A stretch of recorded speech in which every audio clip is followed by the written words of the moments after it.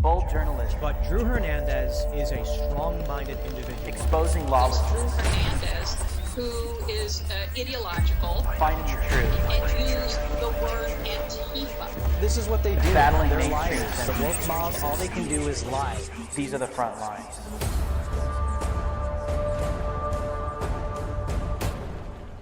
Welcome to TPUSA Live. My name is Drew Hernandez, host of Frontlines. Here's what we've got coming up for you on the live stream today. Here on Frontlines, President Biden thinks your kids belong to their teachers, but we know that's not the case.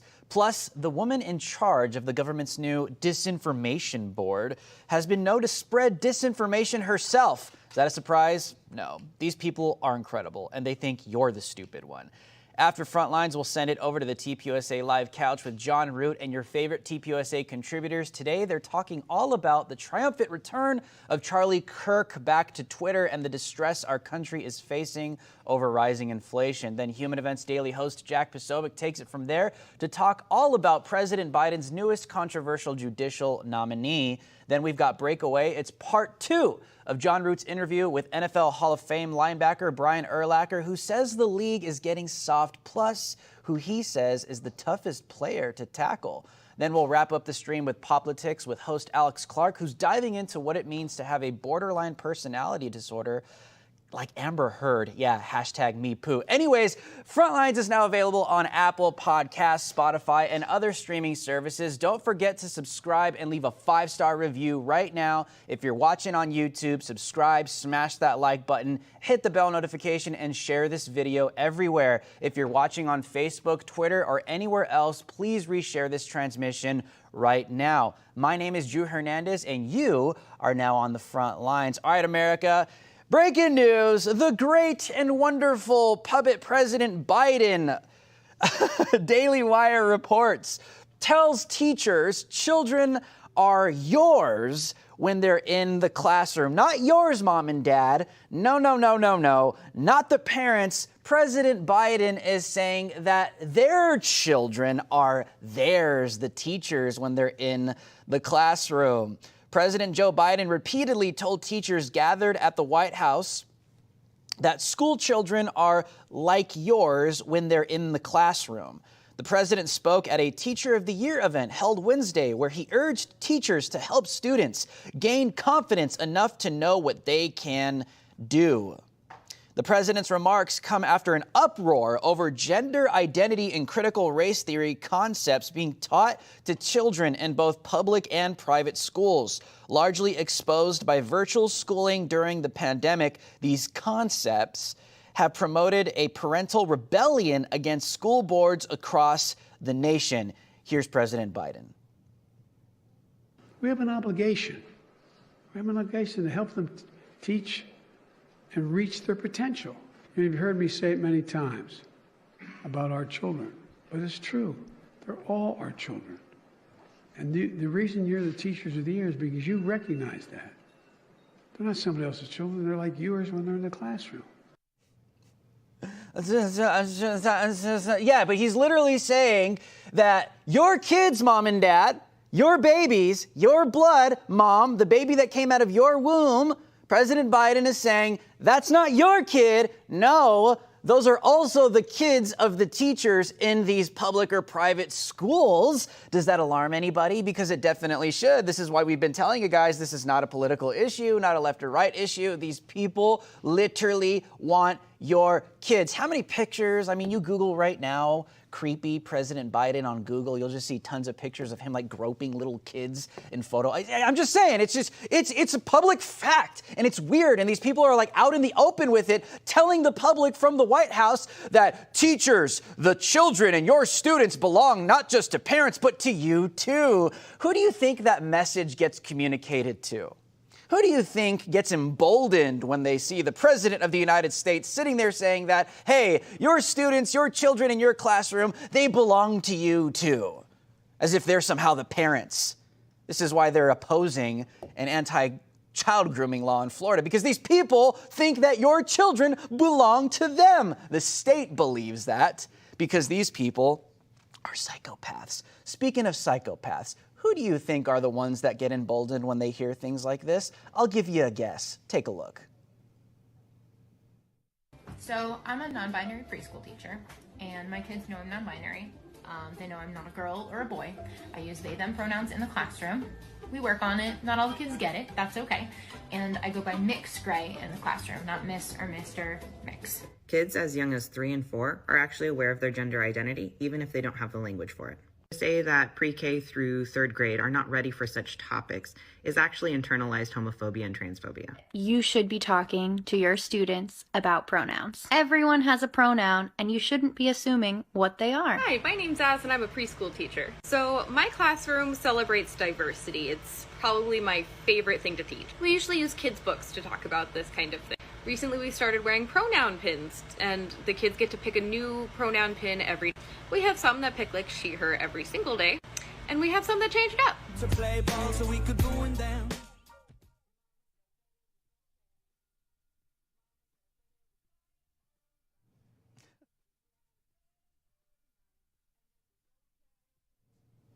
With all the indoctrination, how many teachers do we have to show? How many teachers do we have to show? I mean, these are the people that are getting emboldened when they hear President Biden come out and say that your students belong to you too. These people are mentally ill. They've lost their minds. Even when you go on TikTok, a lot of these like woke-tards with the different colored hair, they're losing their minds, saying that they're preschool teachers, kindergarten teachers, and homophobia this, homophobia that, transphobia this, and I don't care what anybody says. I'm going to continue to indoctrinate their children. A lot of these people even post themselves on TikTok that they have to regularly see a therapist, that their mental health is off the charts. These people are mentally ill. And what we've done in the United States of America is that our so-called leaders send a message from the White House that these mentally ill people have the right to literally view your kids as their kids because that's how the state functioned. This is why they want depraved people in positions of power. I mean, you take a look at what a teacher is. That's definitely a position of power because it's a position of influence over a child's entire life. They could shape the worldview of a child for the rest of their lives, especially a preschool or a kindergarten teacher. So of course this is very dangerous because when you get these people that know that they're in positions of power, but what the deep state wants and what the global agenda wants is they want a bunch of depraved people in positions of power without a conscience that are mentally ill and that don't think things through, that are a bunch of NPCs and they just do as told and whatever is the current update of the date, they just literally go with it and they need people like this because they're controllable. Doesn't it concern you that there's like some severely mentally ill people teaching preschoolers and kindergarten kids? I mean, this should be very concerning to you because if you have someone that can't even get their own mind together or their own life together, they have no business teaching little kids. This is how the next generation is literally going to have their minds warped. An entire generation is going to have their minds warped because we have our leaders sending messages like this, telling a bunch of mentally ill people that have lost their minds that the children in your classroom don't only belong to the parents, they belong to you too. You think that's not going to cause some major problems? Oh, it definitely is. Mama bear, Papa bear, Grandpa, Grandma, yeah, take notice, push back. These people are psychopaths. Speaking of school districts not doing their jobs, speaking of the public education system and children becoming victims to it because of political ideologies or political differences and bad things beginning to happen because they get lost in translation. Here's a story from the Post-Millennial. A teen was bullied into suicide over false allegations about his vaccination status by students. In January, 15-year-old Nate Bronstein took his own life after months of bullying both online and at the prestigious Chicago private school he attended. His parents have since filed a lawsuit against the school, alleging the administrators, the teachers, could have done more to prevent the tragedy. In the lawsuit filed Monday, the Bronsteins allege that upon transferring to Latin School of Chicago in 2021, Nate was subjected to persistent and increasingly cruel forms of bullying, cyberbullying, hate speech, and other harassment that caused him severe anxiety and depression. It's a little kid we're talking about here. They allege that Nate's suicide followed the willful failure, this is a quote, followed the willful failure by teachers and officials at Latin, the school, to take any action to remedy the horrific treatment that Nate had endured prior to his death, suicide, despite being aware and or having every reason to be aware of what he was enduring. Much of the bullying was spurred on by rumors that Nate was unvaccinated, when he had, in fact, gotten the shot.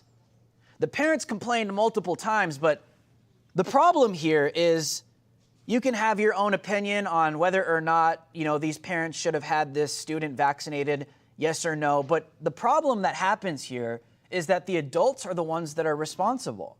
Where have we been all of 2021, all the way to the top, where you have mainstream politicians, the mainstream media, you have these talking heads, these leftist talking heads that have been continuing to demonize, dehumanize anybody that refused to get an inoculation, to get a vaccine, that simply just wanted their own freedom. You saw this all over CNN. You saw this all over MSNBC. You saw this all over social media. You saw all of these politicians coming out and demonizing anybody that just said, hey, I don't want a vaccine. You are literally anti-vax. It's like, I just don't want the vaccine. You're anti-vax, you're anti-science, you're losing your mind, you're crazy, you're white. So the list goes on, and they just demonize anybody. You're unclean, you're not a real human being. They even took it to the extent of calling people murderers because they didn't want to take preemptive measures of getting themselves vaccinated because that's going to stop other people from getting hit. You guys heard this all of 2021 leading into this year as well. This rhetoric has pinned people against each other so much, and this came from the far left because they're the ones who wanted to demonize anybody that didn't want a vaccine. So how does that translate to little kids and the youth when they see the adults acting like a bunch of woke-tards and can't get it together? They take that rhetoric. I don't know, maybe a kid sees CNN, maybe mom and dad are home or religiously watching CNN just demonize anybody that doesn't want a vaccine as a murderer and an anti-vaxxer. And little kids pick up on this rhetoric, they take it to school, and then they find someone that they don't like, even if it was a kid that didn't want the vaccine or their parents didn't want a vaccine. Now they begin to bully kids because the same rhetoric that they see the adults doing, that they see on CNN, that they see these politicians doing, the same rhetoric of demonizing anybody that doesn't want the vaccine, they take it to little kids that can't really think these things through. So you take an adolescent mind that doesn't quite understand the extent of what these arguments are, but in their little world, this poor little kid's world, he was thinking to himself, I must be a bad guy because all the adults are saying the bad guys don't want the vaccine. Even though I do have it, I must somehow be some kind of evil villain in society. And he got bullied because of it, and it led to a suicide. This is a disgrace. Not only is it sad, it pisses me off because stuff like this shouldn't be happening. This kid should have never taken his own life, but we know the origins of why this is happening. We know why this is taking place because of the rhetoric that the mainstream media has pumped into the minds of millions of people. And now when young kids get involved with that too, they can't quite literally understand or discern what they're saying or thinking, and they begin to just follow what you're doing at home, Mom.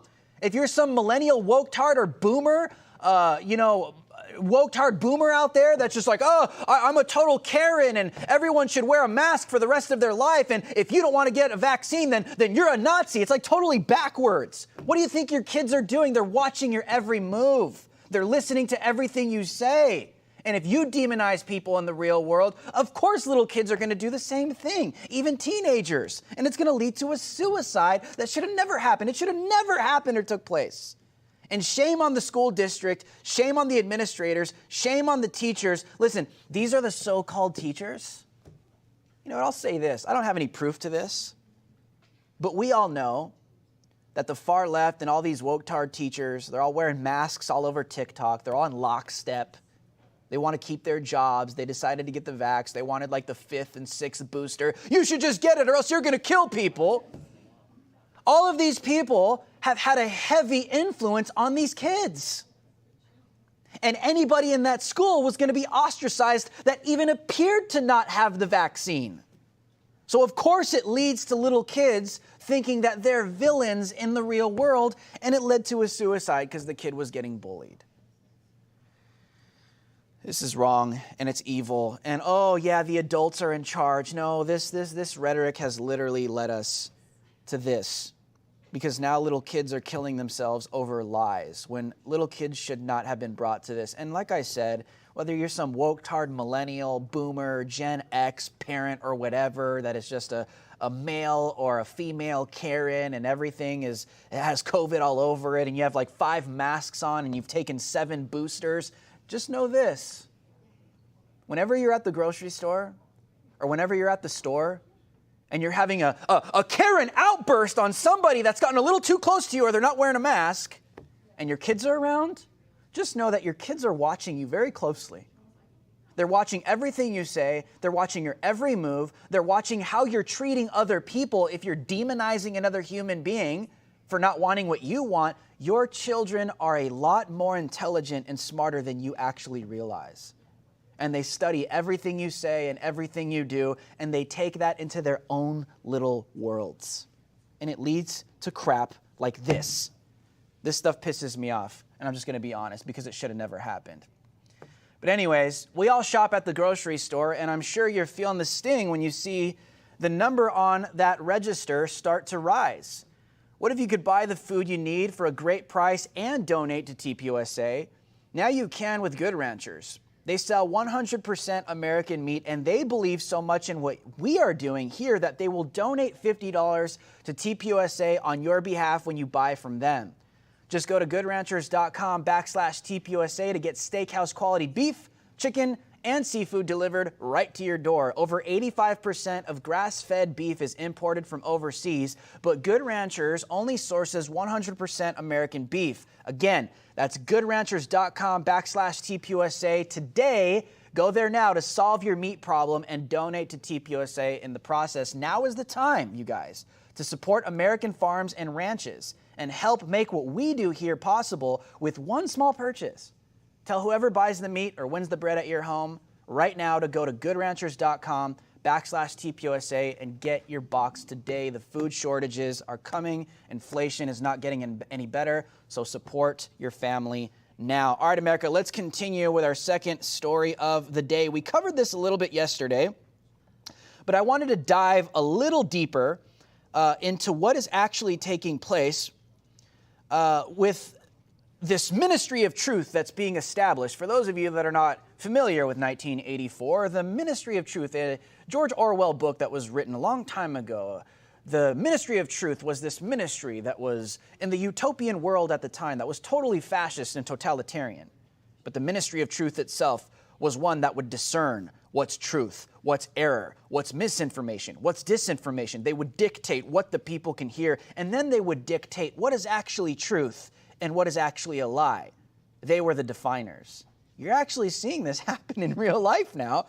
Breaking news, again, like we covered yesterday, the Daily Wire, is federal censorship coming? The Biden administration is now creating a Disinformation Governance Board.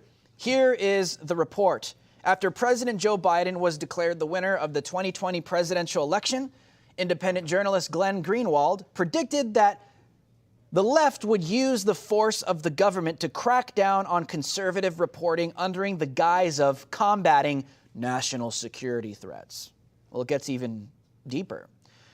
Now, President Biden's Department of Homeland Security is reportedly working to create a Disinformation Governance Board to counter what they determine, 1984, what they determine, Ministry of Truth, what they determine to be false information relating to national security. It sounds good at the end. Oh, this is for national security. We just want to make sure that, we're sifting through all the information that's coming through, whether it be from Russia, whether it be from foreign actors or people that want to, warp the minds of millions of Americans, even though they're doing that every day themselves. It sounds good at the beginning, but then it gets used and weaponized against the American people.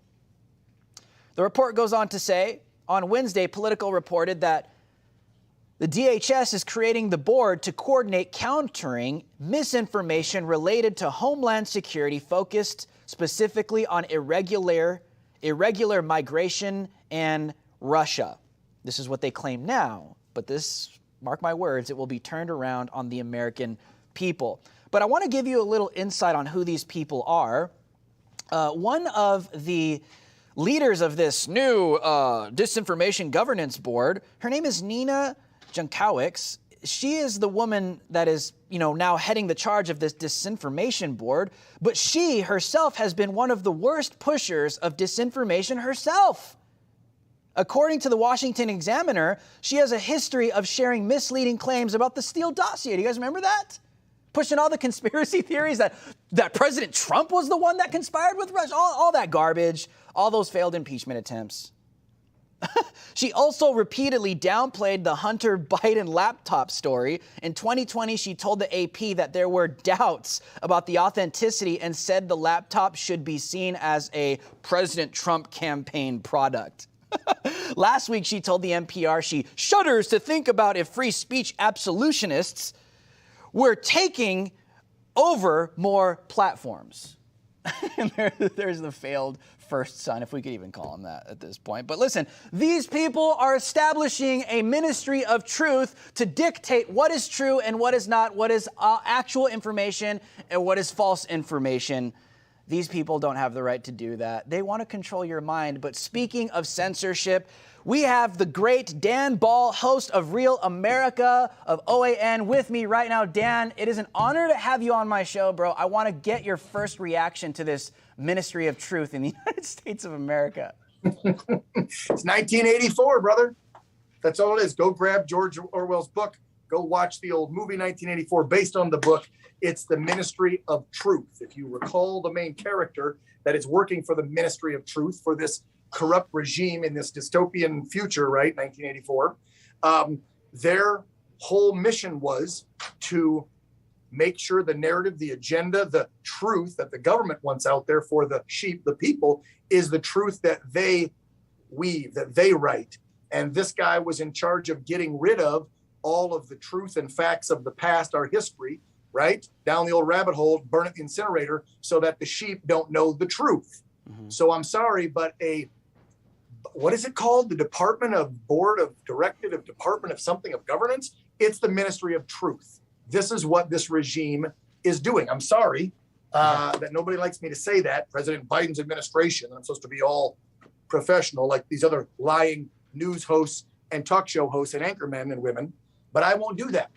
Because at One America News, Drew, as you know, you're on my program all the time, we like the truth. We like facts. We like reporting on those so that the people can then make their minds up. So, like, I know you do the same I do, Drew. I like to put the facts out there about the story. And then I remind the folks, this is an opinionated talk show. Now I'm throwing my opinion in. But here's the facts of the story first. Do you ever see CNN or MSNBC or any of those liars do that? Do you see this administration do that? No. They give you the information and act like it's factual. Okay? Period. And you're not supposed to question it. And if you do, then you're going to get shut down. Case in point, what's happening with Twitter. You can't question anything because if you are, it's labeled as mis or disinformation, and then you're a threat. Their lovely phrase. They've got everybody on the left doing this in liberal la-la land. It's a threat to our democracy if you put out mis or disinformation. Well, who's fact-checking you, Biden administration? Who's fact-checking this new board of governance crap department that falls under Homeland Security? Anyway. Absolutely, but Dan, that's what they do, and you know this. That's so what they do. They try and make it look like it's a good thing, like, oh, this is to combat misinformation of foreign actors, and this is about the bad guys coming into the United States of America and trying to flood our minds. But they will make it seem good, but we know they even did this with 9/11, post 9/11. They try and use things that are going after terrorists, but then they turn it around on the American people to spy on the American people. It's the same thing, Dan. I mean, here is failed President Obama at Stanford literally describing what they're actually going to plan to do. It's out in the open. Take a look, Dan. Yep. People like Putin. And Steve Bannon, for that matter. Understand, it's not necessary for people to believe disinformation in order to weaken democratic institutions. You just have to flood a country's public square with enough raw sewage. You just have to raise enough questions, spread enough dirt, plant enough conspiracy theorizing that citizens no longer know what to believe. That's President Obama advocating for this, let's go after disinformation and misinformation, but they project, Dan. He's literally describing what they do. Yes. Well, look, you heard, I ran a clip, I don't know if you have it, from Ari Melber, the host of The Beat on MSNBC, 2 nights ago, right after the word came out that Elon was getting Twitter. And what did that activist, that propagandist, I don't even call him a journalist or talk show host, what did he say? He's sitting there acting like he is clueless that Twitter and big tech and all these social media giants have been censoring and shutting down free speech, and 99% of it all coming from conservatives, right? What did he say? He sat there and literally went, imagine if one person controlled Twitter or any social media platform, and they could control what we're seeing and reading. They could, let's say, take a political candidate or any political candidate or a bunch of political candidates and change what they said, or maybe omit, or not even let you see what they're talking about in their political ads. Think about the ramifications. And I'm like, Ari, you moron, we are thinking about it. We've been living it for the last 3, 4, 5 years. Exactly. Are you kidding me? It's happening right now. And here's what bugs me so much, Drew. There is I hope it's not a large, but there is a sizable portion of the American public, who don't pay attention to politics, who don't consider themselves left or right, this center, whatever, who aren't paying attention to any of this while this is happening to them. And God forbid, if we don't have a majority of Americans stop this. And the only way to stop it is elections have consequences. Make sure we have free and fair elections, and then vote the right damn people in to make sure this stuff doesn't happen. That's the only way to stop this, because you have a current administration who just started a ministry of truth. Yes. And so they are going to be the end-all, be-all fact checkers, if you will, on anything that goes out. This falls under Department of Homeland Security. We know how much power they have. So, we're not just talking social media. If I go out and stand in the street right now, Drew, and I start saying something that they say is a lie about this administration, they could send the FBI or whoever cops out to arrest me. And they could silence you. I mean, we got 40 seconds left, Dan. They've done this to OAN. They accused you guys of misinformation, disinformation. Oh, they talked about the election, COVID, all these. They're just liars, as if CNN isn't doing that every single night. What's the current update with OAN right now, Dan? Where are you guys at? Where do you stand? Yeah, we're on the air. We may not be on a certain provider, and there's certain things I can and can't say about that provider and the hierarchy that run that certain provider. But let's put it this way. The only reason OAN is not on that certain satellite provider is because of one man, period. You know who it is. You can say and you can talk about it. I have a bit of a gag order from our attorneys on it. But as far as OAN going anywhere, we're not going anywhere. We're still on Verizon Fios. We're still on Pluto TV. We're still on Roku TV. We're still on that little live TV button you have on your new smart TVs. We're on over 100 small cable carriers in 30-some different states. But the best way is you can go on OANN.com. We now have on-demand video there, plus live streaming. So my show, all the talk shows, the newscasts, they're all live. It's like $4 something a month. And every penny stays with a mom and pop company owned by an American family that lives in Southern California, where we're based and where I work with 170 proud, brave Americans who work for One America News. No, we're not owned by Putin. We're not owned by Trump. We're not disinformation. We're a mom and pop network who is out there telling the damn truth, Drew, like Absolutely. There it is. Dan Ball, host of Real America with OAN. Everyone, make sure to go support him every single night. I wouldn't be here without guys like this. Thank you for joining me, Dan. Appreciate you so much. Awesome. God bless. Awesome. Well, there you have it, America. This is happening in real time. The Orwellian theories and concepts of the Ministry of Truth, it is happening literally right before your very eyes. These aren't conspiracy theories anymore. They've been censoring people for years, and now they want to do it in the real world. We'll see where this goes, but I know it's not going to be good. My name is Drew Hernandez. These are the Front Lines, and TPUSA Live starts right now. I know one thing for sure, nothing's going to stop Drew Hernandez. Thanks so much, Drew. What's going on, everybody? Welcome to TPUSA HQ and beautiful, getting way too warm Phoenix, Arizona. Here's what we're covering today on TPUSA Live. First, guess who's back? Back again. Charlie Kirk is back on Twitter and so much more in the Daily Briefing. Next, here's a terrifying thought. The sniffer-in-chief is watching you. We'll talk about the White House's Disinformation Department. You'll hear a little bit more than what you heard on Drew Hernandez's show. We're going to break that down. Then we'll discuss Inflation Nation and why student loan forgiveness is an absolute slap in the face, almost like a Will Smith to a bunch of Americans. Finally, we'll break down some of the top stories from the school board watch list, followed by Elon Musk's best tweets of the past few days. The guy's been going off. You love to see it. We'll cover that in one last thing. Let's do this. TPUSA Live from HQ starts right now.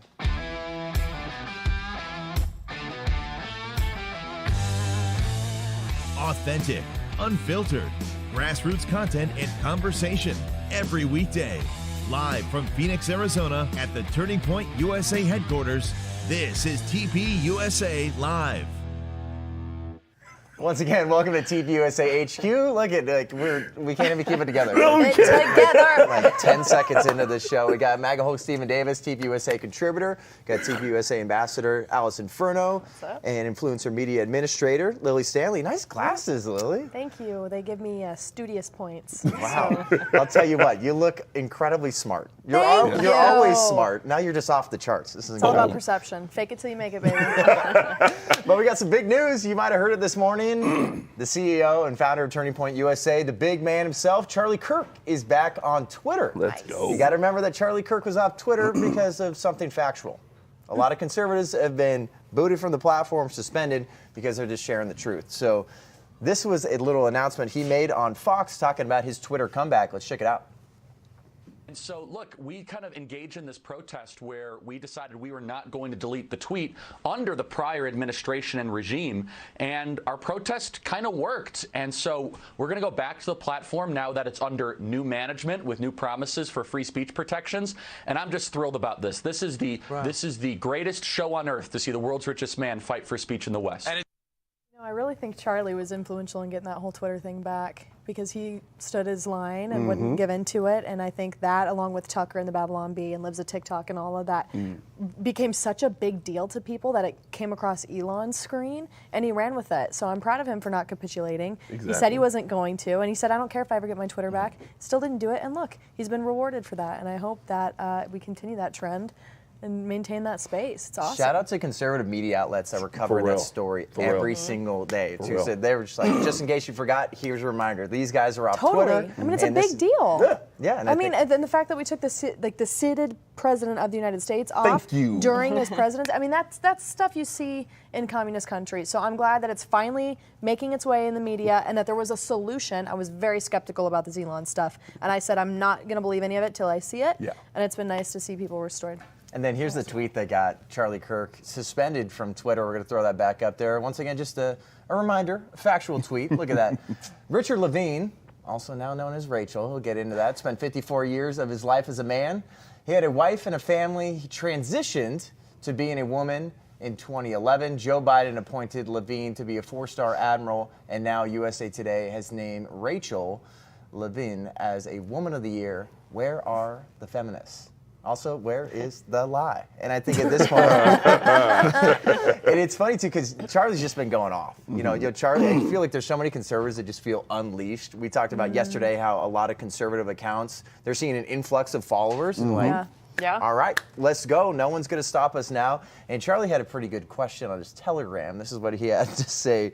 Here is basically, what thought crime should I commit today on I love it. I love it. I mean, it's so true. Rebel. Conservative ideas, same thing as like college campuses in every form. They're very popular. They're popular with middle America. They're popular with now quite a few people on the left. And, you know, the only reaction that they can have to that is censorship, because otherwise it spreads like wildfire. What do you think he should do? What should be some other tweets he throws out there today? He's unleashed. Absolutely. Men cannot be women. Women cannot be men. That's so hateful. You know what? I'm a bigot. I'm gonna wash it out with soap right now as we speak. Yeah, but I mean, I love the fact that we can finally say the true things out loud again. I mean, isn't that unbelievable that we were in a society, when it comes to Twitter, I should say, that you can't say the true things out loud. That tweet that he put up that he got suspended for, where's the lie? Right. Where is the lie? He pulled it from Wikipedia. Literally. You know what I'm saying? And Yeah. that's the thing. That's what's so scary about nowadays is that even if you pull things from Wikipedia, even if you pull things from biology textbooks and from reality, it still doesn't matter if it offends the woke ideologues of the left.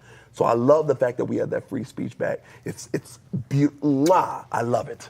Yeah, and I think people are realizing that, like, we all want to have conversations, you know, and especially with COVID and all of the lockdowns, people were so secluded. And I think now more than ever, conservatives and liberals are kind of like, oh, this side actually wants to have a conversation. They're actually asking questions. And it's like, you know, the other side is trying to censor certain ideas. And I think people are starting to say, why is that happening? And you know what I mean? If that's something that's being hidden from me, why can't I at least know the information? So I think it's a really key thing. And I love that Elon Musk has the platform now. I wonder what's going to happen with Instagram and Facebook, if they're going to kind of follow suit with what he's doing, or if they're going to double down on their you know, censorship and all that. I know my account hasn't been able to have anybody tag me for like 6 months now because of COVID violations and things like that. And it's like, they really try to keep those punishments like, hey, you're in danger here, you know? And it's like, okay, like, so I'm hoping that the social media platforms all kind of, you know, follow Twitter's trends. So I'm we'll see. all for it. But one thing we know for sure, the world is not going to be ending tonight.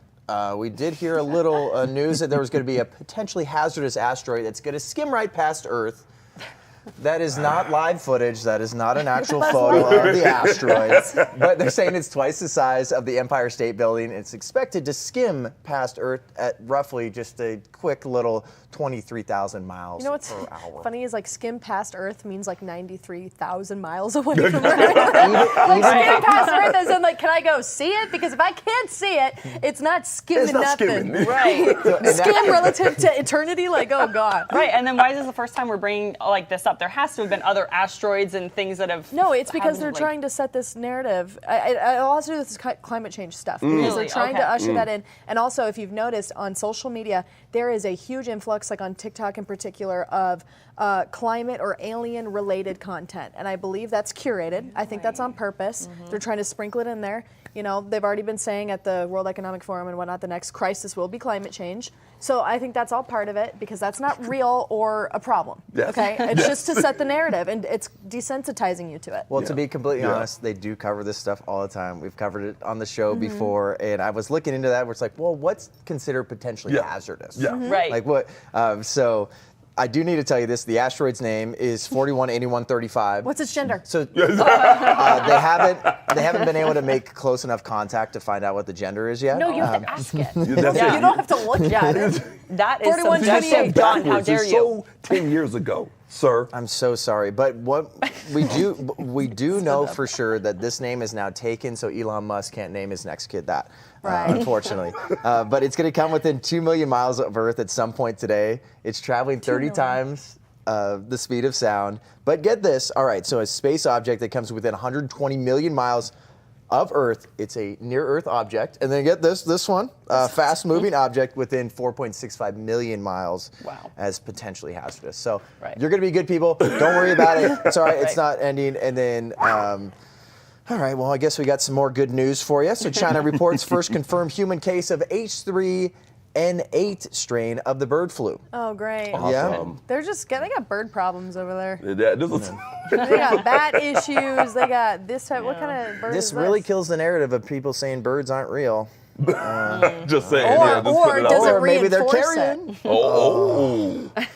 I don't know what to believe anymore, people. This is crazy. Believe it all. Insane. But they're saying the strain is believed to have caused epidemics in the past. Of course. So, but I mean, just another thing that's coming out of China. It's all of this stuff is the narrative of fear. Everything we're talking about that is potentially hazardous, potentially this, and it's like the hazardous that's either going to like destroy your house or make you mentally ill or make you physically ill or make you, I mean, it's like everything's about like, if you don't listen to us, you are going to possibly die or be in severe danger. Crazy. I mean, that's crazy how that's kind of like the source of everything that they're putting out there. And like you said, it's kind of desensitizing at first, and then it like slowly becomes like, we really should be paying attention to these ads. Like, whoa, what if it gets closer? You know, I mean, it's just like, oh my gosh. Also, like the videos that they just showed recently coming out of China of the little children in hazmat suits. I don't know if you guys saw this, but they're going to school in complete head-to-toe bubble suits. Like, what's that one superhero's name?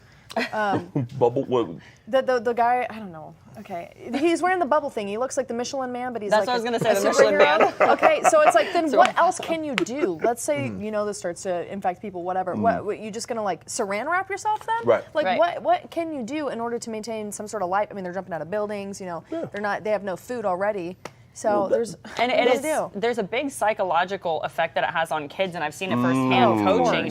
Like with coaching volleyball, I mean, kids weren't, for the last year and a half, they weren't allowed to high five each other, right? So they're just like, hey, good job. And with my team and with other teams that I've seen, they have a really hard time being a good sport because they don't have to face those other kids that they lost to or that they beat, right? And so there's a lot of lessons where I'm like, okay, hold on a second. And I actually started having my kids, I'm like, go high five them, just go high five them. And and kids were like so happy, like, oh, thanks. And it's like, but that, I mean, you need that physical interaction, like shaking hands and high fiving. And I mean, especially for kids, like mentally, it really puts a mask on for them and helps them separate themselves from society in a really unhealthy way. So stop living in fear. That's the daily briefing. We got the Student Action Summit that's coming up soon. We'll tell you how you can get a nice little discount off that right after you watch this promo. We'll be back talking about President Biden. Is he watching you?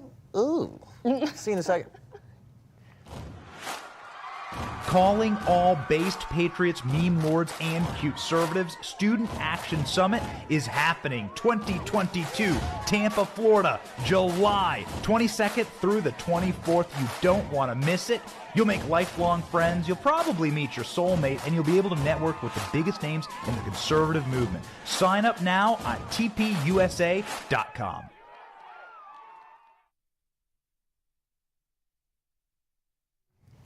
Want to meet your soulmate and get some conservative content? Go to SAS. How about that?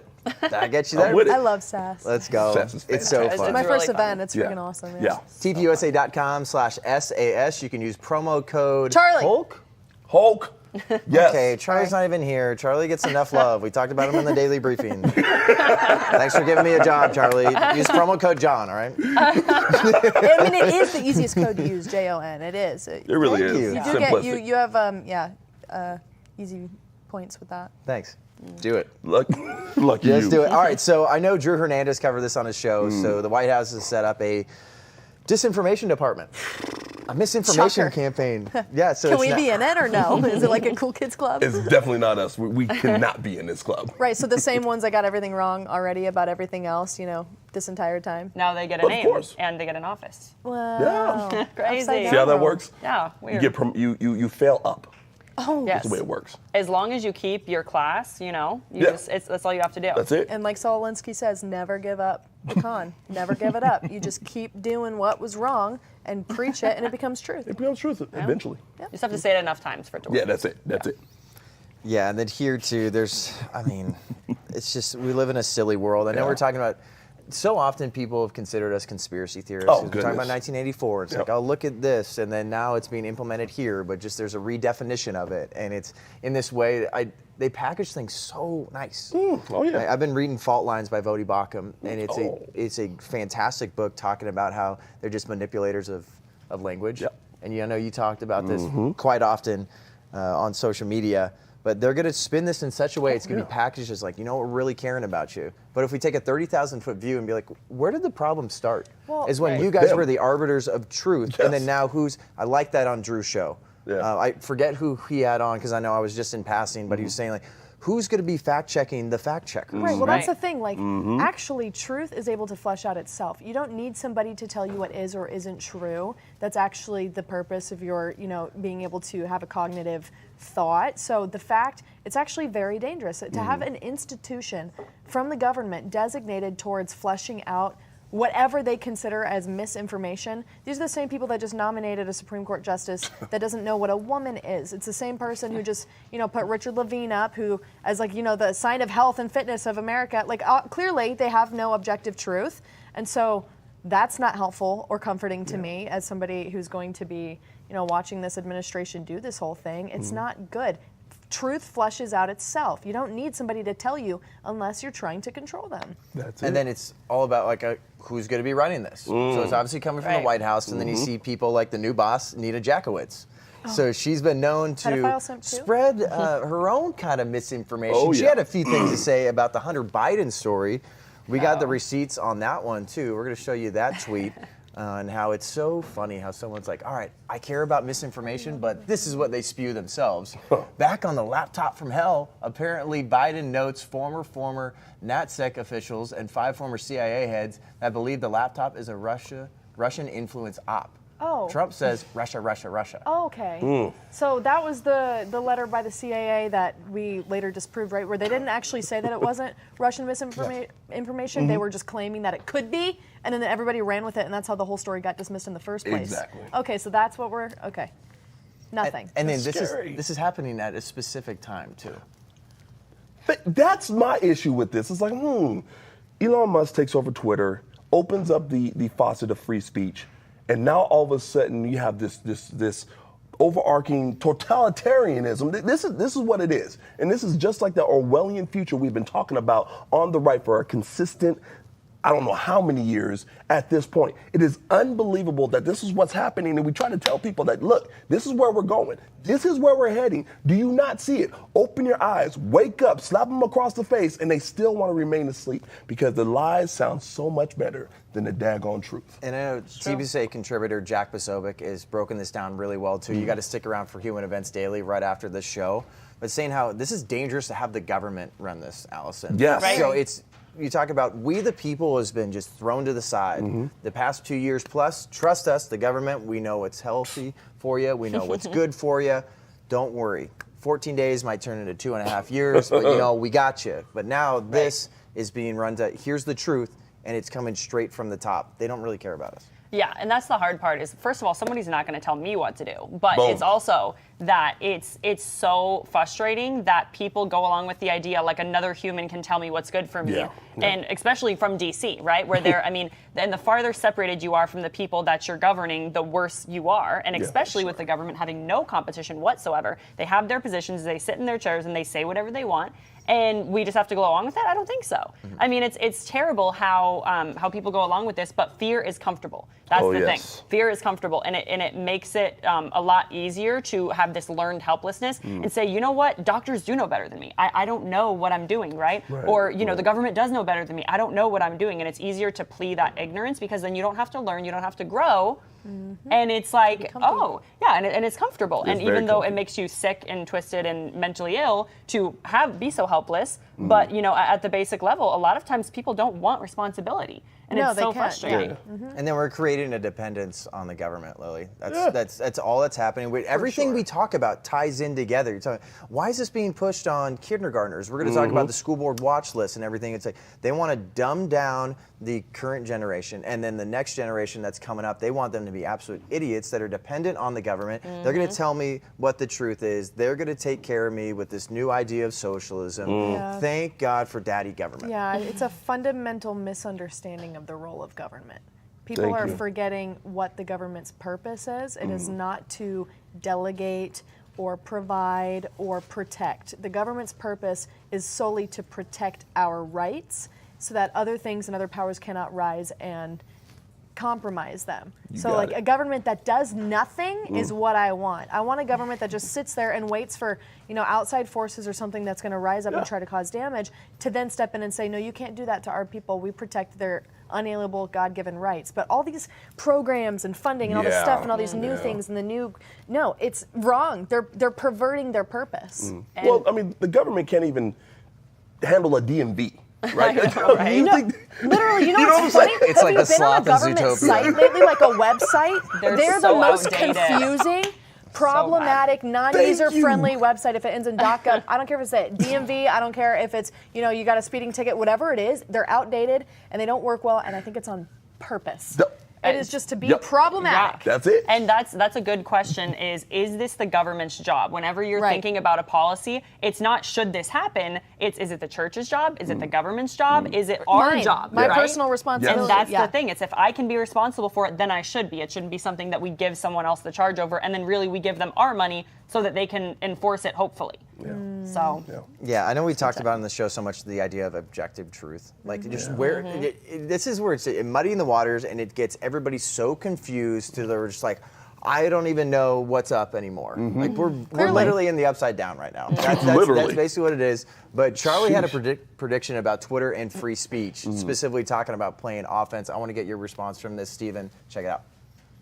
You bring up a great point, Brian, is that the regime or the empire is going to strike back. They're not going to take this easily, and they're not going to take this lightly. Elon's going to get investigated, subpoenaed. He's going to have smear articles written about him. I just don't think he cares. I also think Elon believes that the federal government needs him right now more than he needs the federal government. Good luck trying to compete with Russia and China in the space war without SpaceX and Elon Musk. Good luck trying to fight climate change without Tesla. And that's what you gotta love about spicy. That's what you gotta love about Elon is the guy. He says he wants to do something, and he does it.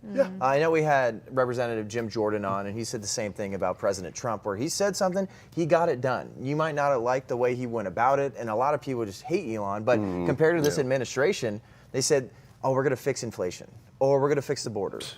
Or we're going to do this, that, and the other thing, and it's just nothing gets done. So you got to appreciate Elon. That's why I think we got to play offense, right? We have to be on the offense. I'm so sick of us on the right always playing daggone defense, and then when we actually play offense, I mean, you just got through saying it. There's some people on the right who are pissed off. Oh, Elon, he's going to do this. He's going to. This man is doing so.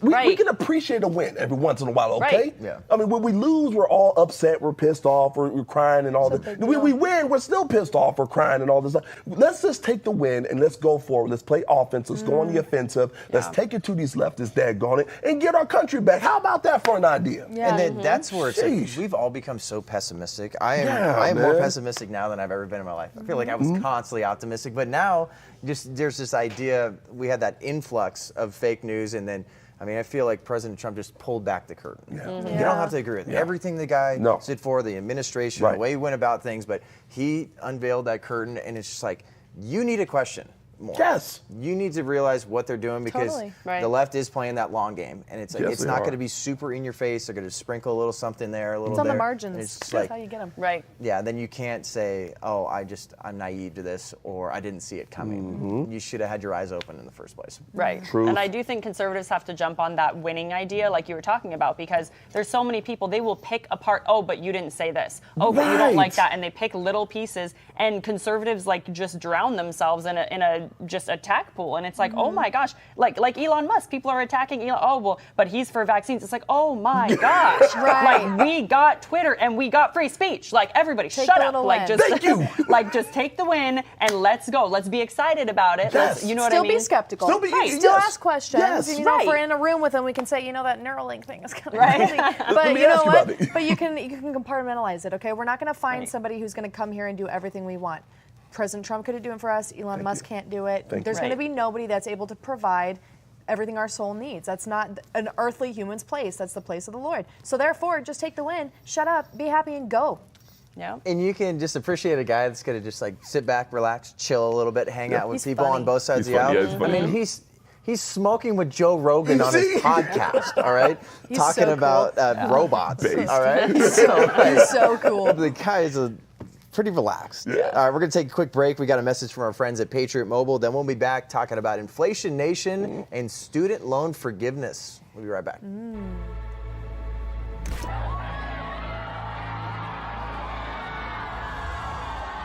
Yes, we're going to take your AR-15, your AK-47. Unfortunate, I salute you!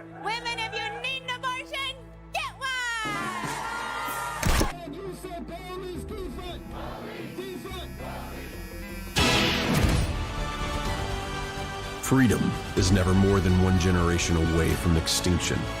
It must be fought for, protected, and handed on to the next generation. Activate freedom. Join Patriot Mobile. Welcome back to TPUSA Live. Holy Spirit, activate. Holy Spirit, activate. When I said activate, like that's the only thing I ever think of anymore. Sorry. That's our favorite commercial. It is. It's awesome. It's so good. We got Lily Stanley, Allison Furno, Magna Hulk, Stephen Davis. I'm John Root. You remember when President Biden was like, you know what? You know what we're going to do is we have analysts together and we're saying there's going to be a 1% gain in the GDP. And we're going to do it. We were just talking about last segment how they say they're going to do something and it fails again. It's just failure after failure after failure. Is there one thing they have done? Can we identify a single thing that they've said that they've done figure it besides out, you let keeping the me know. borders open? I forget who. Somebody on the show, I think last month said that please. I would love anybody. You don't agree with Turning Point USA, what we're saying about it. Just tell us one thing. One. Anything. Please. Exactly. But the news here is the GDP has declined 1.4% in the first quarter. It's on pace for that. Shocker.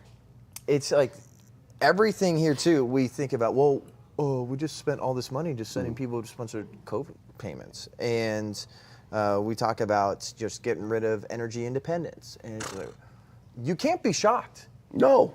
You bunch of people voted for this. This is you should not be shocked that we're now in this place. Groceries are more expensive, gas is more expensive. The quality of life is just not what it used to be. Yeah. Just a few years ago. I don't think this is an accident. I don't Not think at all. it's organic. I think this is contrived. It fits the narrative perfectly. It fits everything that they've words don't mean anything. Go by actions, okay? So according to the actions, everything that we have done and are doing points towards an economic collapse. So, not And I know surprised. we were talking about this too. I know a few days ago you were mentioning that aspect of just find wins, celebrate that, obviously be a little bit skeptical, but at the same time too, nobody wants accountability. There's a lot of us don't ever want to admit that we're wrong.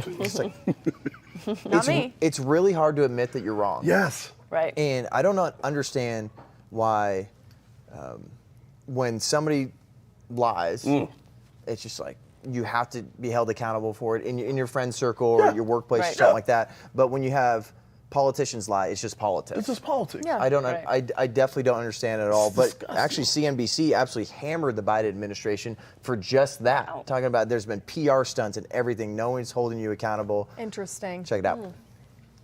And, of course, this inflation news is going to be tough for the administration. Nothing, Joe, nothing has been more politicized than inflation. Just let's hearken back to all the things we've been through. First, it was transitory. Then, inflation is good. Then we went to corporate greed. Now we're at Putin.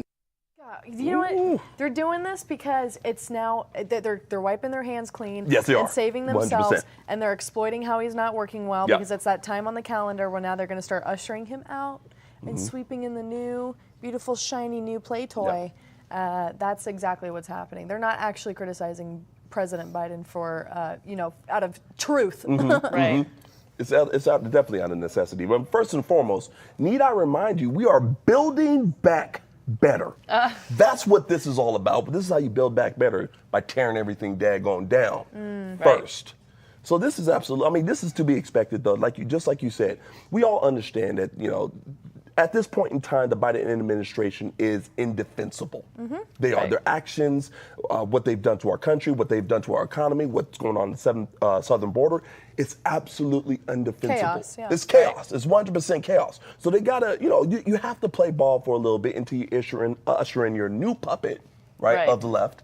And then you go back to playing defense once again. So this is definitely purposeful. And they obviously just want you to forget. They are just, once again, too, if they taught a class on deflection, literally, man, they'd have master's degrees. Goodness They're so gracious. good at it. Yeah. Well, and I hope that people have learned from this. The biggest thing that I encountered in the last election cycle was emotional voters.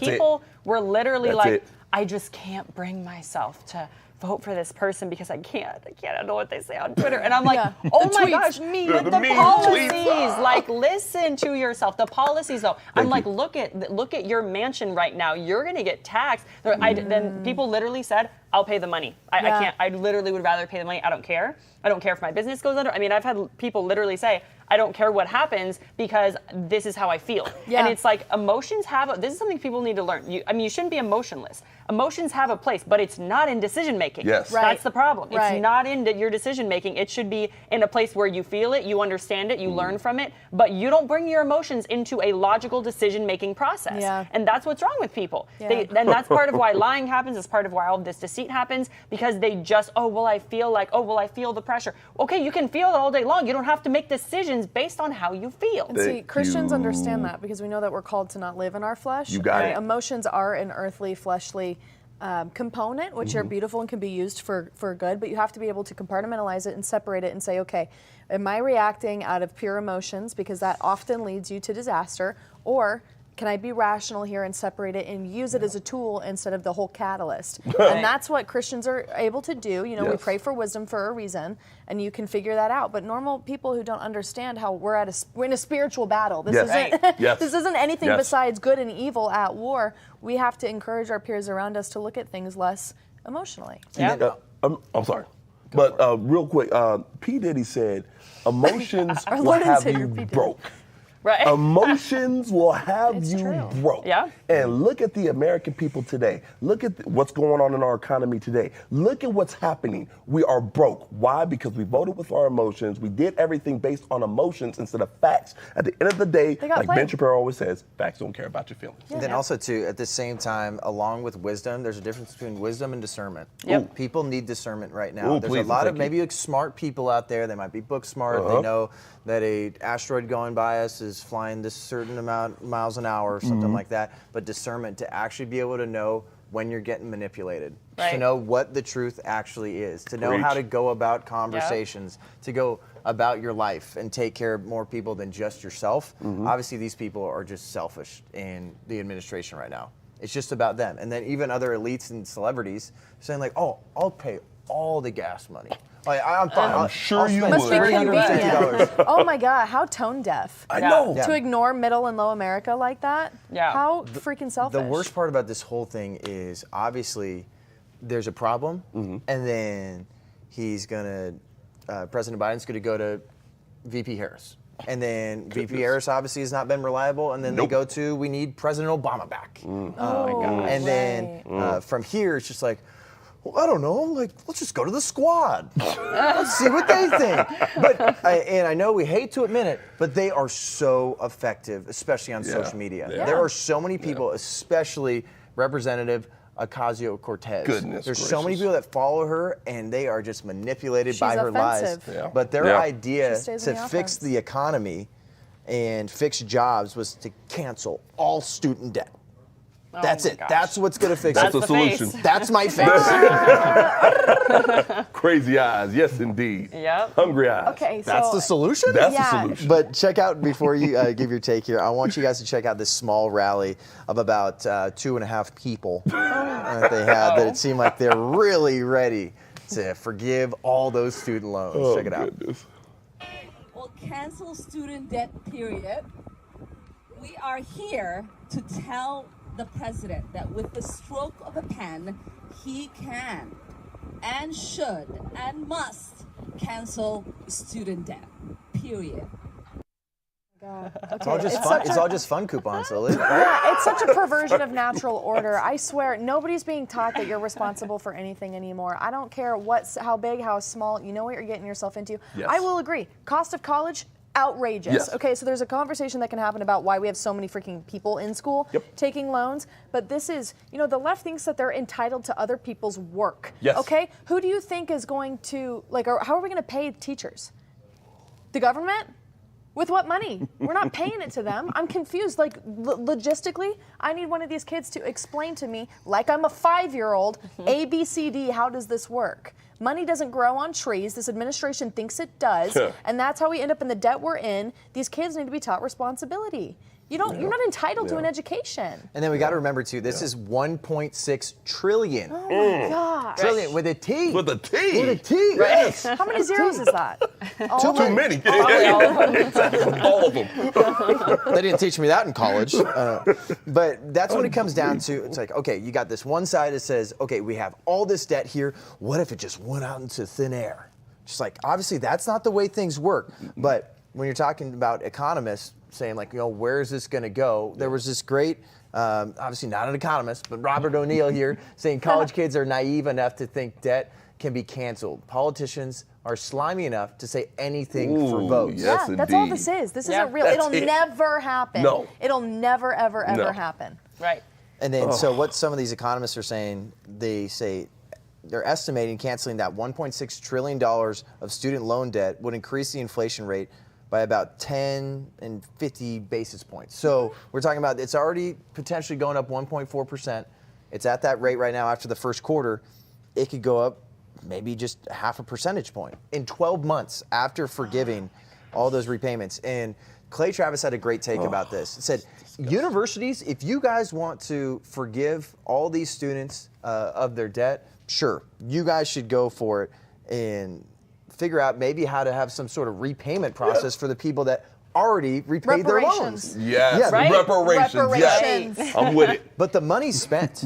Yes, you have to remember too. So it's it doesn't take the math ain't mathing, everybody. The math ain't mathing. But it's confusing trying to make sense of insanity. Their sense. Yeah. Well, and that's what's like in my head, I'm like, you agreed to this. Like, I have student loans. I signed those papers. So I'm not going to be like, hey, well, why can't you just get rid of it for me? Like, that's not how the rest of life works. If you go out, like if you delete or whatever, break contracts early, there's huge penalties to be paid in every other sector of life. So if we're going to do this with student loan contracts, then I should be able to get out of any contract I want. Thank you. Right? I mean, if they're going to start with like things that you're entitled to, food, would it come first before a college? Why don't we just make all food free? Yes. All food. Why? Because it would break the American economy. And same thing with this. I mean, this is money that doesn't. This is just a ridiculous amount of money that we're just going to go.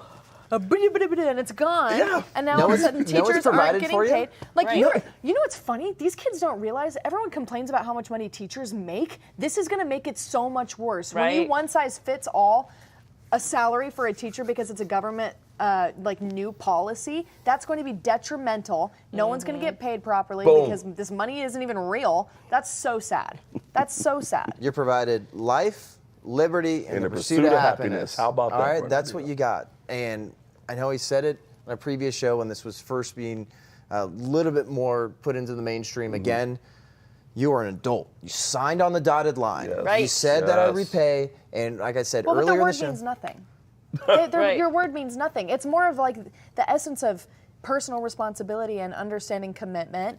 And that's, again, going back, the left has no integrity, so they're not able to maintain commitments like that. They don't feel like they owe anybody anything. and that's why it's just like, these aren't even verbal commitments. You don't just say, hey, I'll pay all this. It's like, no, you literally have, you signed a contract. This has been going on for... It's selfish. They don't get how things work. It's been going on since, almost the beginning of civilization. Yes! How do you just, hold somebody to this? You sign here, or there's some sort of trade or something. It's a cultural shift towards entitlement. But this is why nobody likes these people. They're not funny. They're not fun to be around. Like when you see these people, because when you're a liar, you are not happy with yourself. You can't be. I mean, it really goes against your human nature of how you're supposed to be, how things are. There's consistency. There's just foundational things. And when you consistently break those things, you're unhappy.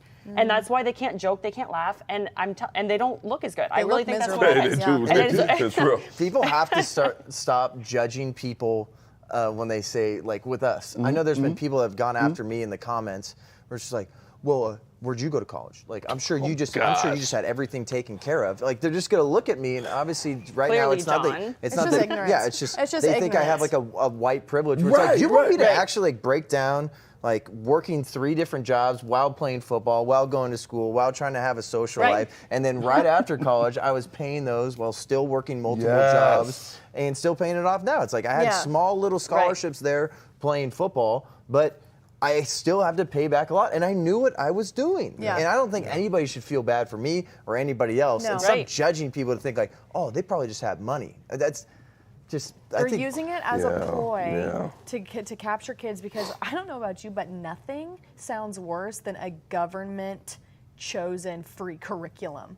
Okay, that's like taking public high school on steroids, and imagine that just because if that happens, then the government is just going to print the curriculum and give it to all these universities and say, well, we're paying for it, so you have to teach this. So if you thought there was any truth left, a shred of truth left in universities, the day that's signed, if it ever will happen, that is a complete propaganda curriculum. I don't want anything to do with that. I'll pay for it all day. Well, let me just remind you, okay? Last ticket. Yeah, that here, look, understand this. As a 18-year-old, you don't know what you're doing, okay? Right. You don't know what you're doing. You didn't know what you're getting into.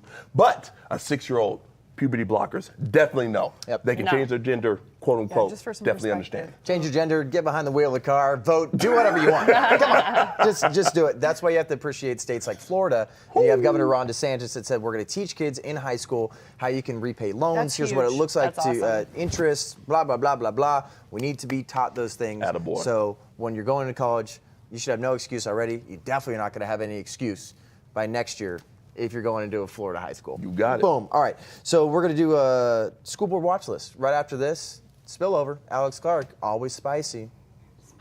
I'm very nervous. I've never, ever, ever, ever, ever shared this publicly, ever. Everything stops. I'm growing 1,000 a day, 1,000 a day, 500 a day, 500 a day. How did this guy do this? This is almost like he's a ghost. You're talking about seeing demons. Why would anybody voluntarily say, I want to get high and see demons? I was like, hi, I'm Raylan. And she goes, oh, I know, you're nominated tonight. It was at the ACs. I was like, how did you know that?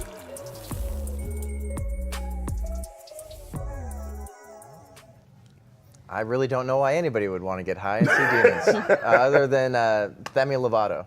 That part. Lovato. Dude, when the producer of the Charlie Kirk show, when Connor Clegg said that was just like, that was one of the best lines we've had on the show. That was so good. We've got Maga Hulk, Stephen Davis, Lou Stanley. We got Alice Inferno. School board watch list. I know usually we cover the professor watch list on Thursdays, but we're switching things up a little bit, talking about the school board watch list, another great spot where you can find out the truth and the craziness that's going on with school boards across the country. If you want some more information, you can always go to schoolboardwatchlist.org. We're going to start with this one. So this is Evanston Skokie School District. They've adopted a radical gender curriculum that is being implemented during the month of April. So they're teaching pre-K through third grade students to, get this, Pre-K? Number 1, celebrate the transgender flag. Number 2, break the gender binary established by white colonizers. Right. Number 3, experiment with neopronouns such as ze, zer, and Oh, goodness. Okay, so apparently white people are the only people to ever have gender. That's it. Oh, you didn't know that? Well, you need to be taught that, apparently. Sorry, guys. Just blame us. Yes, it's all your. You're off the hook. Isn't this like the exact, like, it's like they're going after the parental rights and education bill that just came out, because that was about K to third grade, right? Yeah. And now they're doing the exact same thing, but they're like, we're going to implement it now so that this is our way of taking it to Florida. Goodness. So we actually have some of the leaked documents from that curriculum here that we're going to show you here. So some of those leaked documents reveal the full curriculum, which is part of the Chicago Area District's LGBTQ plus Equity Week, which administrators adopted last year. Obviously, like we said, begins with pre-K. There's a series of lessons on sexual orientation and gender identity. Come on now. Gosh. So here's oh what. my gosh. All right, here's what they're learning in kindergarten. The lessons on gender and trans identity extend far and wide. They're quoted saying, "When we show whether you feel like a boy or a girl or some of each, we are expressing our gender identity. There are also children who feel like a boy and a girl. Or a mermaid or a donkey or a playboat. Or a Ninja Turtle. Okay, adults don't even know what their gender identity is. In pre-K, aren't you learning like shapes and colors? Yeah. Like red and blue? I still can't color inside the lines. Well, I can't either. But apparently all gender rests on your shoulders. So let's figure it out. That's the thing. There's a context to what you teach kids and how you teach them. It's the same way with sports. It's the same way with anything. You're not going to go and teach teach a 5-year-old kid how to play defense and offense in football, basketball, anything. You're going to teach them how to catch the ball. You're going to teach them how to throw the ball. You're going to teach them the basics of everything, and then you build on that. So even just the context of what they're saying, even though it's completely wrong, it's completely out of context with their age. I mean, it's like, this is not something that they should be talking about. I didn't know anything about sexuality in kindergarten. I didn't think about it. I didn't know. I mean, it was like, and if you asked me what I felt like, I would have rather been a boy because they got to wear army clothes, and I wanted to wear army clothes. Tomboy, like through and tomboy. through, like all the Converse, no, like nothing tied, like super scrappy. And thankfully, my mom was like, she's gonna figure it out. Yeah, because exactly, she's gonna figure it out. That's that time where you have to give kids that time, because if you don't, you're shoving something down their throat, and it's like, yeah, I mean, thank goodness my mom was like, yeah, whatever, just, you know, go do your thing, and she got that I would grow out of that phase. But if you ask me, like, what do you want to be at that age, I'd be like, well, what do you mean? You know what I mean? It's just something that is such a manipulation for children, and it's terrible. It's disgusting. I love that sports example because I played football since I was 9, played through college, and I remember, like, even at 9 years old, you're just trying to figure out, like, all right, so this is the A gap, B gap here, and then, like, where are you going to go? Like, I can imagine trying to teach kindergartners. So we're doing sweep right, 24, Z twist, on two, and they're like, sup? So which ball are we using? It's so, you know what I want to see? I want to know where the doctors are that, or psychiatrists that deal with sexual assault victims, particularly children, because they are being oddly quiet right now, because we know medically that there are huge detrimental consequences to exposing children to sex at a young age. We know that. It's chemical. Their brain doesn't develop past the day they get traumatized. So why are they not speaking up about hypersexualizing these children? And unfortunately, we're still going to go through the details of this, and it's not going to get any better, people. I'm sorry, Lily. This is going to get worse. So some of these here in kindergarten, so they're expected to be able to explain the importance of the rainbow flag and the trans flag. And they were required to read 2 books that affirm transgender conversations, study photographs of boys in dresses, and learn details about the transgender flag, and perform a rainbow dance. I can go on and on about. We need to go storm this school. I'm saying. This is absurd. It's insane. This is the kind of stuff that people need to be in the streets about. Yeah. So, and that's why you gotta love the school board watch list. That's why we have the professor watch list, and it's like, we're not calling for violence with any of these things here, but it's just like, there should be, why is this implemented? Why is this the baseline? Like, this is just okay. And then you have to, because they just implement it, and then we're forced to play defense, but that's why you need to run for school board. That's why, if you see things like this, you've spoken at school boards before. Have you spoken at school boards? No. And then you've been there at a few. No, I haven't. Not yet. But he will be there. Stephen Davis, yikes. I feel bad for him. It's a very interesting energy, I will tell you. I mean, first of all, these have got to be like very perverted people that are instituting this kind of stuff. Their hearts need to be on guard. These parents need to get fired up. And then so moving on to first grade, at the end of kindergarten, at the end of these lessons, you're encouraged to adopt or share your gender identities with the class. So they're forced in this too. And then you talk about just the whole social aspect of school where it's like, I don't know, like Billy, I thought Billy was a boy. He just said he might be like a two-spirited person. So I guess that's what I want to be too. And then you move into first grade, and then they're going to learn about gender pronouns. First grade. Great. So that's why we say this indoctrination nation. That they are just send this in here, and then they are supposed to explain that some pronouns are gender neutral, and students can adopt pronouns such as she, tree, they, he, her, him, them, ze, zer. That's a thing? Orange, carrot, patriot. Like, just start saying words. Just making up words? Like, is that what we're doing now? But the worst part about this is, like, we can sit here and be like, this is silly. Yes. But I couldn't even imagine trying to wrap my mind around this as a kid. Yeah. And it's like, a lot of times, too, it's like, they are manipulating these kids because they want you. Yeah, they're victims because they trust their teachers. Of course. Right. And they sit there and it's like, I spend most of my day with my teacher, so I think they're going to lead me in the way I should go. And that's why if this is here, you try to end it, or just try to take your kids out of this stuff. You can't. And this think is never about okay. it. If you're spending your time as a kid thinking about your gender identity, what are you not thinking about? How to learn how to use tools, right? How to cook, how to clean, all these different things go outside, that make you should the salad. be. Right. Go scratch your knees. Right. Right, like building things, playing, like growing, learning how to communicate effectively. Yeah. You're not going to be doing that because you're going to be looking at somebody trying to figure out how not to judge them or how to how to think about them. And you know, I think it's this a girl, but it might be. And what if I'm attracted? I mean, think of all those things that we never really had to think about because this wasn't an issue when we were kids. And then this too, we talked about the idea of truth and how it's just being manipulated, it's muddied waters. And once again too, this is the Evanston-Skokie School District in Chicago. So if you are near that area, please put something together and fight back against this. Obviously we're doing whatever we can here. But when we talk about first grade again, they're encouraging students in this idea of truth. They tell them to experiment and remind them whatever pronouns you pick today, you can always change later. Oh. So it's just, once again, it's just gender's a feeling. It's whatever you want it to be. You can say this today. It's just like there's no sense of, this is so evil. of truth at all. This is, I mean, you're looking at the situation, and this is grooming, 110%. You can't look at this. I don't know how anyone can look at the situation and say, yeah, this is a net benefit for not only for the United States of America, but for the kids. Right. This is great for the kids. And we want the kids to be confused. And we call this gender identity disorder, right? Or gender dysphoria, right? And you're looking at this situation, and we with clear minds are looking at this like, hey, this is wrong.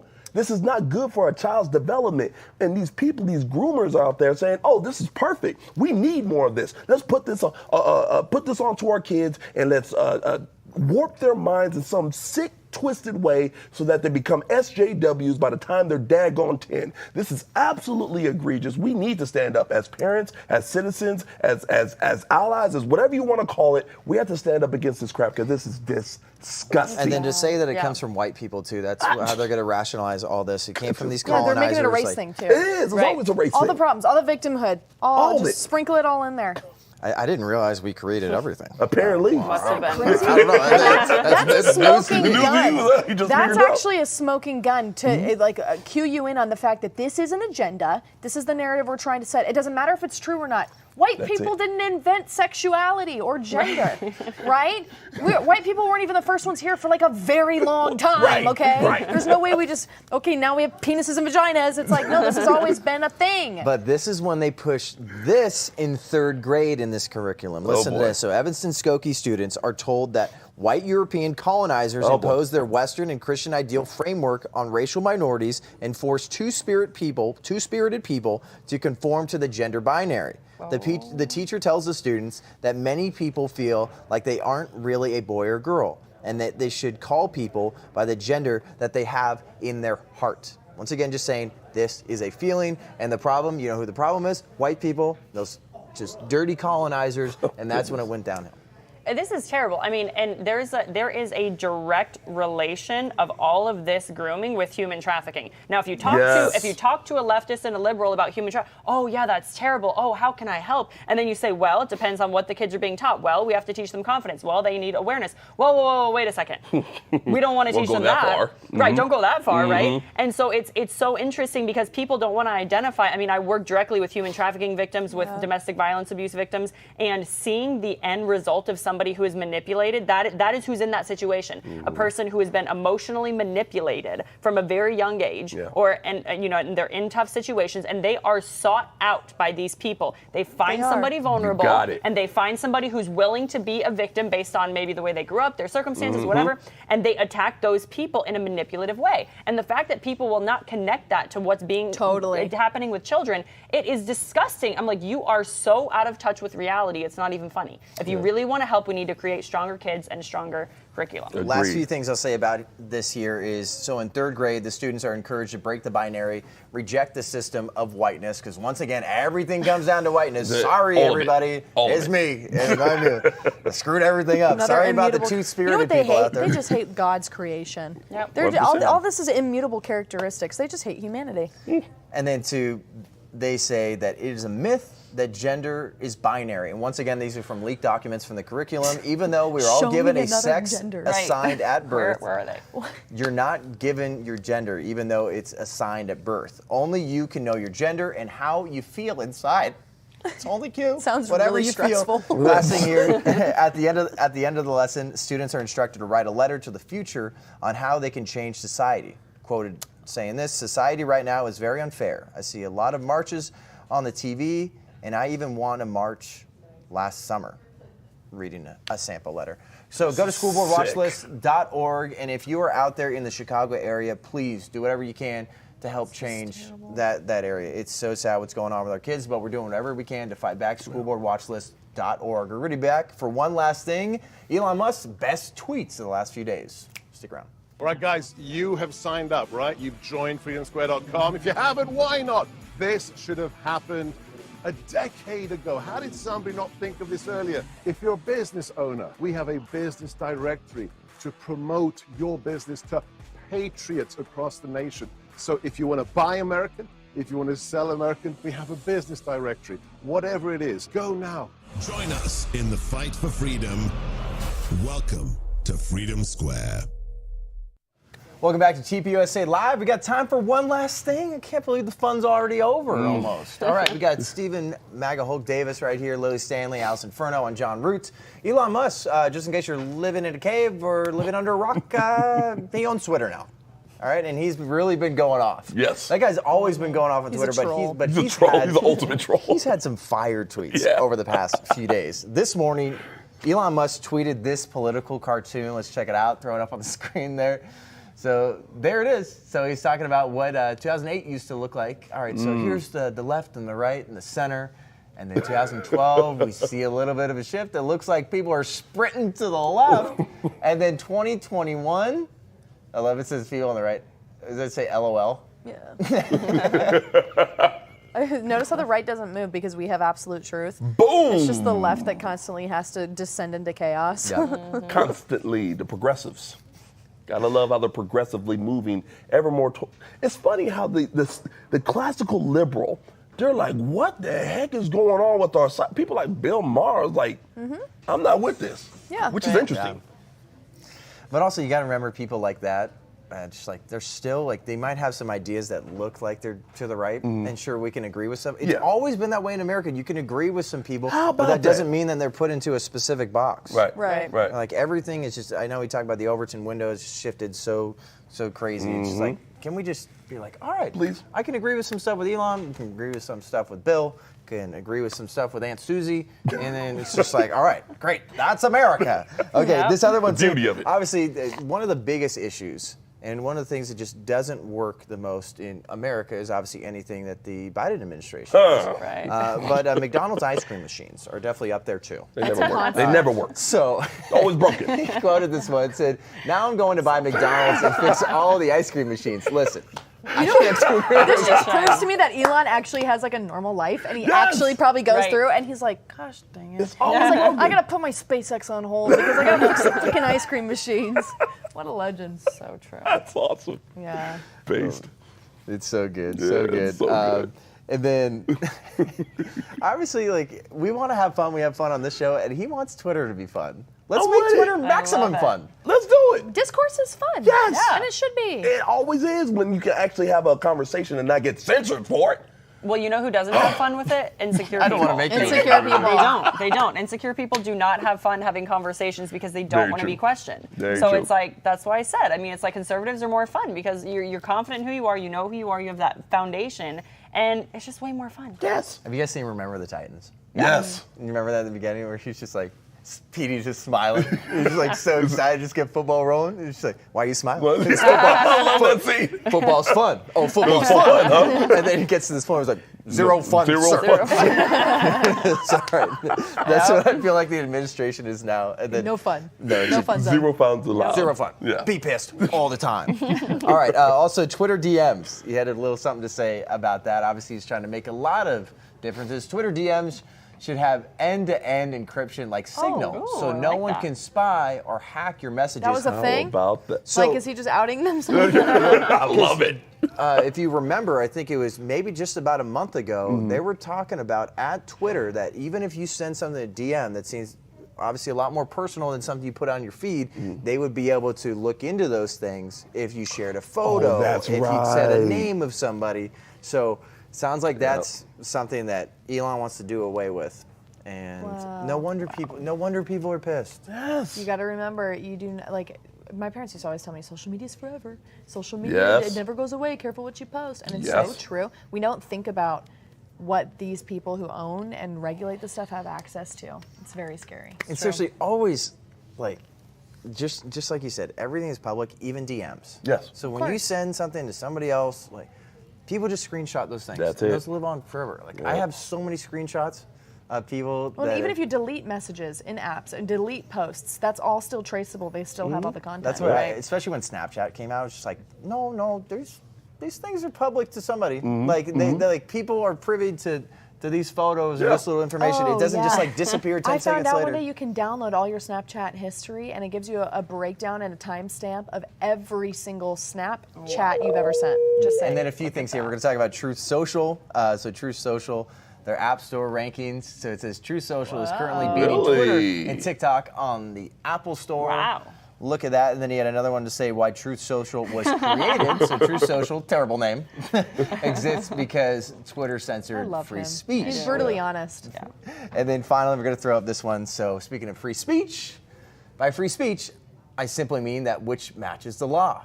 Thank you. I am against censorship that goes far behind the law. If people want less free speech, they will ask government to pass laws to that effect. Therefore, going beyond the law is contrary to the will of the people, shutting down all the lefties that are saying he's going to do whatever he wants. You've already been doing whatever you want. All right? That's why we're trying to stop it. All right, Twitter's going to be a lot more fun, and this has been fun. Lily Stanley, Allison Furto, Magga Hulk, Stephen Davis. I'm John Root. Hopefully I'll see you on the platform at some point. I don't know. You still out? We'll see. I'm out.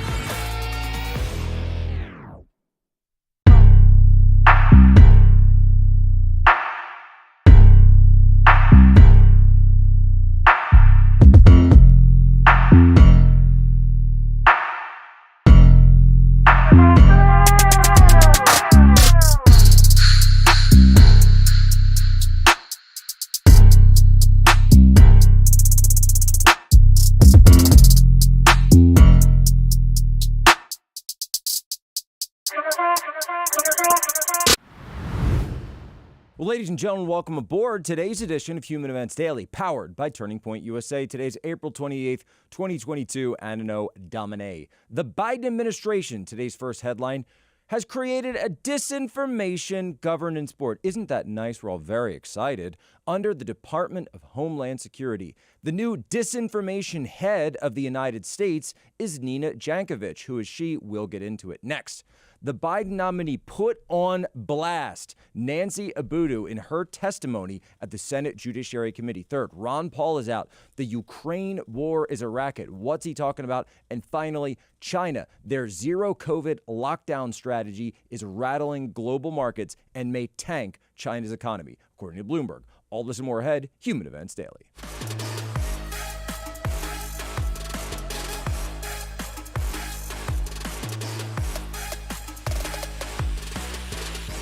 Which groups specifically are considered at this point the biggest threat, most likely to cause civil unrest at or around Election Day? I think there's a general concern about Trump supporters potentially showing up armed to the polls, and these sorts of voter suppression, voter intimidation, that's illegal everywhere. And I think there's just, again, a widespread fear that, groups of irregular supporters are going to show up at the polls to intimidate people and quote unquote watch. And that's very disturbing. So that's Nina Jankovic, who is a Harry Potter brained crazy person.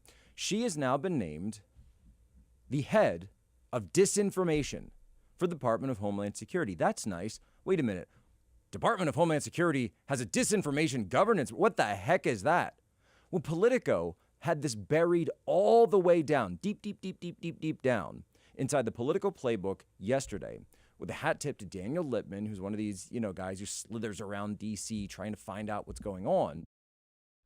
It gets leaked to him that she's going to be running this board that no one's ever heard of. Then all of a sudden, Nina Jankovic is all over Twitter talking about how great it is that she's on the board. She's posting photos of herself, right? So it's pretty obvious that Nina Jankovic probably is the one who leaked the story herself. Because the Department of Homeland Security and the Biden administration, Senator Mayorkas, has clearly not said a word about this to anyone. Well, Senator Josh Hawley did not take too kindly to the obviously Orwellian Disinformation Governance Board under the auspices of the Homeland Security Department. Just keep in mind, right?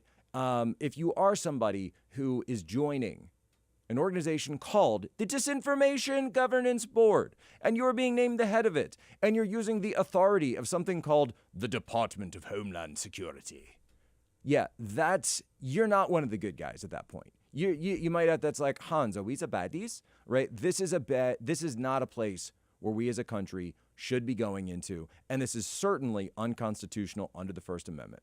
Senator Hawley, following the reporting of Human Events Daily, Senator Hawley has sent a letter to the Biden administration demanding the immediate dissolution of this board, which will be used to censor and to go after any American citizen who has speech that the Biden administration deems undesirable, deems irreputable.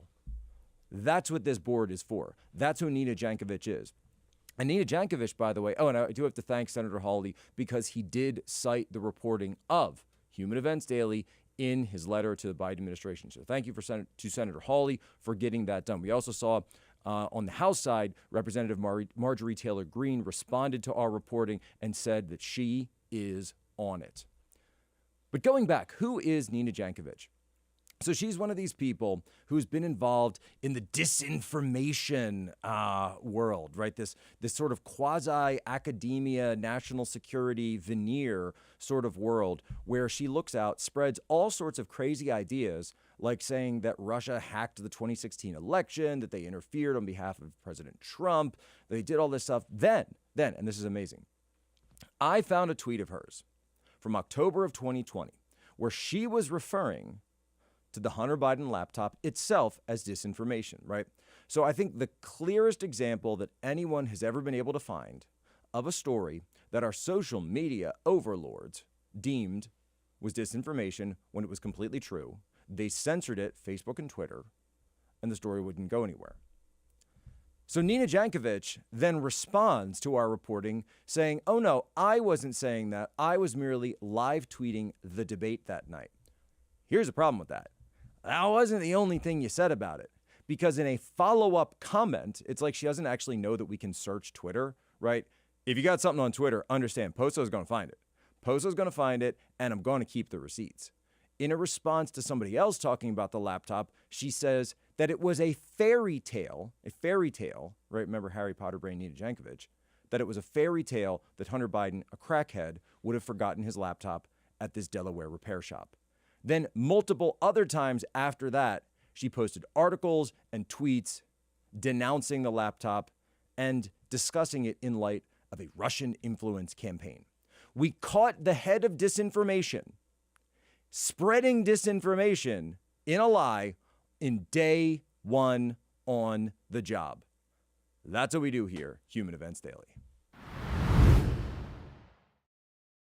Are you concerned that Charity Watch gave you an F, that you had to pay $3.4 million in response to defamation lawsuits, that you've been criticized, your organization's been criticized as a fraud and a con job, and that you work for an organization who says it's their goal in life to completely destroy their opponents? None of that gives you any pause. I can't believe you've been nominated for this position. I can't believe that the President of the United States would nominate someone from this organization with this record. Well, speaking of crazy people, the Southern Poverty Law Center apparently is now this disgraced fringe organization of left-wing psychopaths, is now the recruitment center for President Biden and his judicial nominees, because he's taken someone, Nancy Abudu, and he's nominated her for the 11th Court, the 11th Circuit Court of Appeals.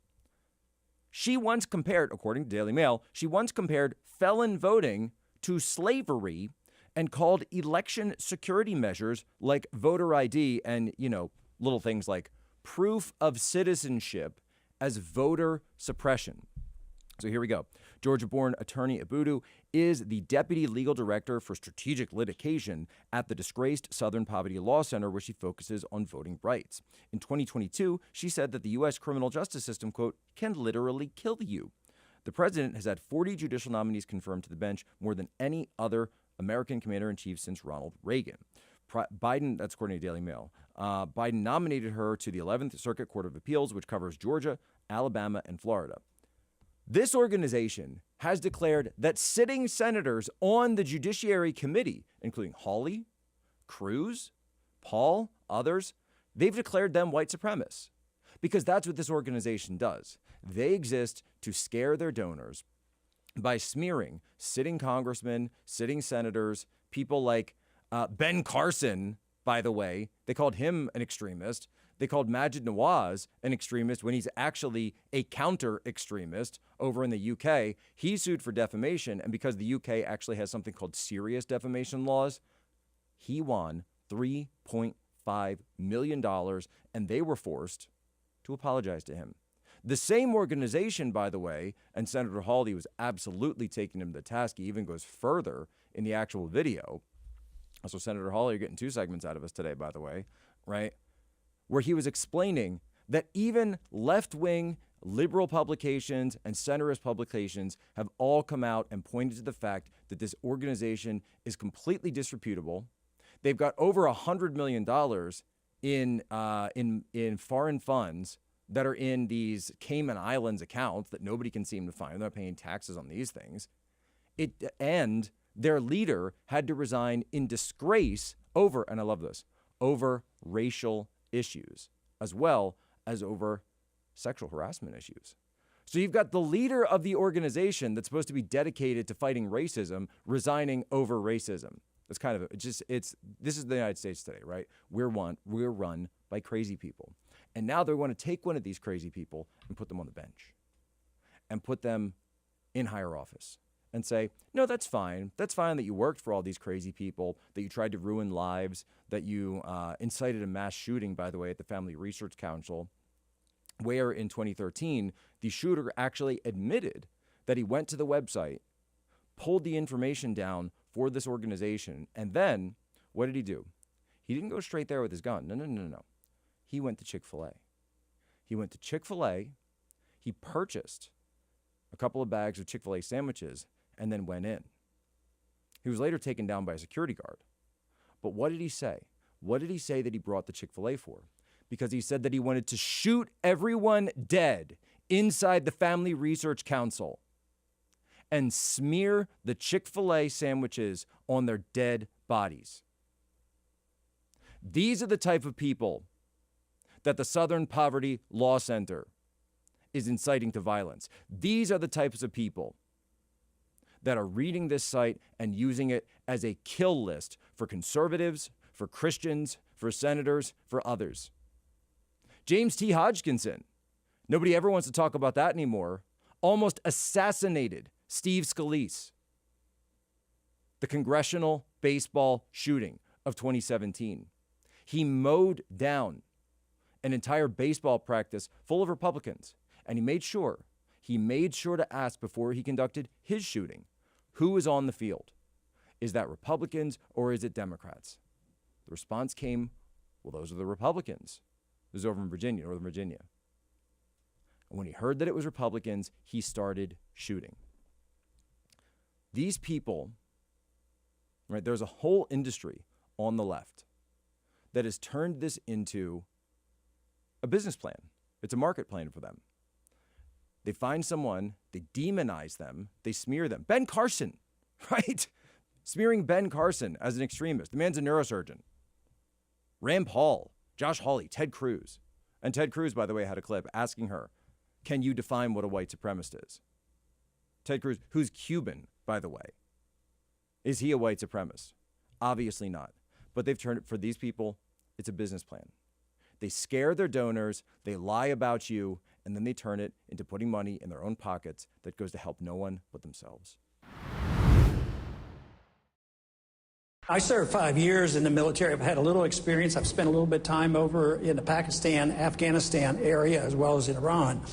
But I wouldn't wait for my generals. I'm the commander-in-chief. I make the decisions. I tell the generals what to do, and I'd bring them home as quickly as possible, and I'd get them out of Iraq as well, and I wouldn't start a war in Libya. I'd quit bombing Yemen, and I'd quit bombing Pakistan. I'd start taking care of people here at home because we could save hundreds of billions of dollars. Our national security is not enhanced by our presence over there. We have no purpose there. We should learn the lessons of history, and the longer we're there, the worse things are, and the more danger we're in as well, because our presence there is not making friends, let me tell you. The great Ron Paul. You know, maybe just maybe we should have listened. Maybe we wouldn't be on the cusp of a recession right now in the United States. We're already one quarter negative. A recession is defined as 2 consecutive negative quarters. We got one. We got one more to go. President Biden, can you get us? You remember all this? You remember him saying, well, you can spend your way out of debt. You can spend your way out of debt. This is Keynesian economics, folks. It's just this beautiful Keynesian, well, the government can spend, and if the government continues spending, then, eventually it'll go into the economy. I love how Thomas Sowell put this, by the way, once. So Thomas Sowell, yeah, that's right. I can quote Thomas Sowell. I'm going to. Thomas Sowell once had a line where he said, thinking that government spending is going to grow the economy is like taking water out of the deep end of the pool and adding it to the shallow end of the pool and thinking that will eventually fill the pool. I've always loved that metaphor because that's exactly explaining what's going on, right? It's still the same amount of money. You're not growing anything. And if you've got a leak in that pool, then guess what? Your water is going to be going out because you need to get a hose and you need to add that hose back in. That's the hose that's called the free market. That's called free enterprise. That's called actual competition in this country. But what did Ron Paul write? War is a racket. And this comes to us from the Ron Paul Institute. And of course, he's echoing the famous U.S. Major General Smedley Butler, who explained, a racket is best described, I believe, as something that is not what it seems to the majority of people. Only a small inside group knows what it's about. It's conducted for the benefit of the very few at the expense of the very many. Out of war, a few people make huge fortunes. General Butler's observation describes the U.S. NATO response to the Ukraine war perfectly. So back to Ron Paul. The propaganda continues to portray the war in Ukraine as that of an unprovoked Goliath out to decimate an innocent David unless we in the U.S. and NATO contribute massive amounts of military equipment to Ukraine. As is always the case with propaganda, this version of events is manipulated to bring an emotional response to the benefit of special interests. One group of special interests profiting massively on the war is the U.S. military-industrial complex. You may have heard of them. Raytheon CEO Greg Hayes recently told a meeting of shareholders that everything that's being shipped into Ukraine today, of course, is coming out of stockpiles, either at DOD or from our NATO allies. And this is Raytheon. I love this. Direct quote. And that's all great news. Eventually, we'll have to replenish it and we'll see a benefit in the business. It's a business plan for them. The people that are dying in eastern Ukraine right now, the missiles that are raining down across the country, the families, women and children caught in the middle of this thing. And this guy from Raytheon says it's great news. You know why? Because it's great news for him. It's great news for his bottom line. It's great news for his shareholders. And it's great news for his board. By the way, who was on the board? Who was the board holder of Raytheon? Board member. Lloyd Austin, the current Secretary of Defense, who tells us, by the way, that he's got his stock options in a blind trust. How much stock do you currently have in Raytheon right now, sir? How much stock do you currently, as you sit today at the head of our Pentagon, going over to Kiev, telling them to continue fighting? We'll fight to the last Ukrainian because you've got Raytheon stock and you're making money off of the blood of the innocent. That's what's going on here. This is a disgrace. It's an absolute disgrace, and it's disgusting because these people, and they said it right there, it's good news. China is a very important part of the global economy, especially when it comes to supplying the world's businesses with inputs key for selling their end product.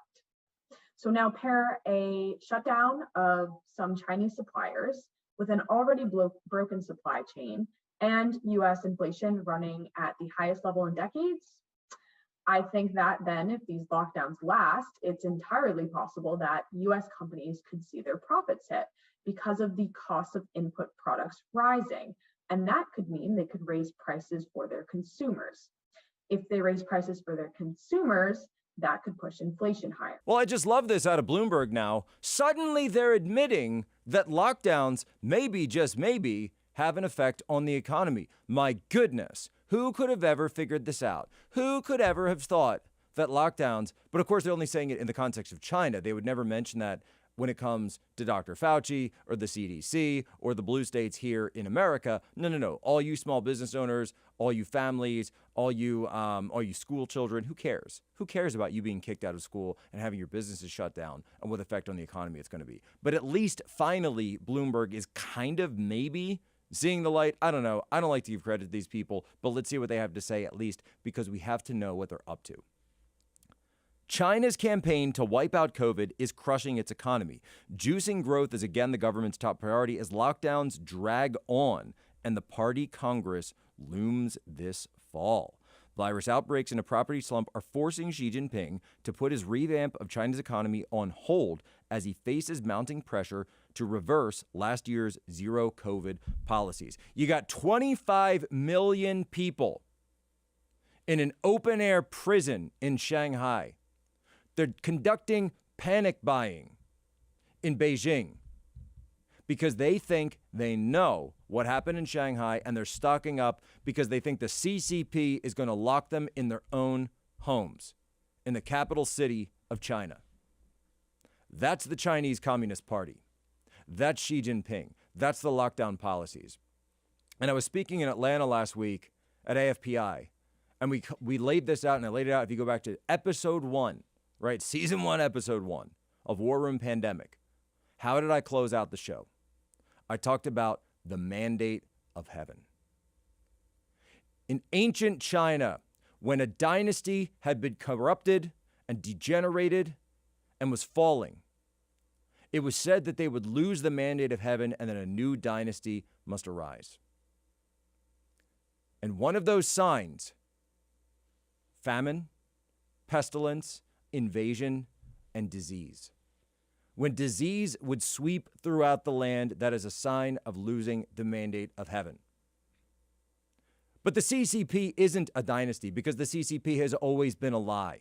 It wasn't the CCP that brought the Chinese people out of poverty. It wasn't the CCP that fueled the growth of China. Who was it? It was you, ladies and gentlemen. It was the American people through our elites, through the financial direct investment, our wealth, the outsourcing, the manufacturing, all the jobs that were sent to China.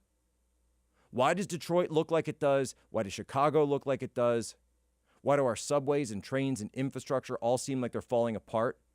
Well, the cities of China, Wuhan, Shanghai, all of these cities look like glittering metropolis. It's simple. You paid for that. Your family paid for that. Your prospects paid for that. Understand this was the largest wealth transfer to a criminal transnational organization in human history. And that's all the time we have today. Human Events Daily. Remember, our promise, our oath, our solemn vow to you: be good, be brief, be gone. Your homework for us: share this out with just one of your normie friends, and leave us one of your reviews. If you go in today, even if you don't write anything, just leave us that 5-star review. Takes 2 seconds. Go on your podcast app, hit it, boom. It really helps us up. It helps us with our rankings. Really appreciate that. What did we talk about today? The Biden admin created a Disinformation Governance Board. Then, number 2, they nominated someone from the crazy SPLC to the 11th Circuit Court. Ron Paul is out there. Ukraine war is a racket. And finally, China's zero COVID lockdowns are rattling global markets. But before we go, it's time for today's history break.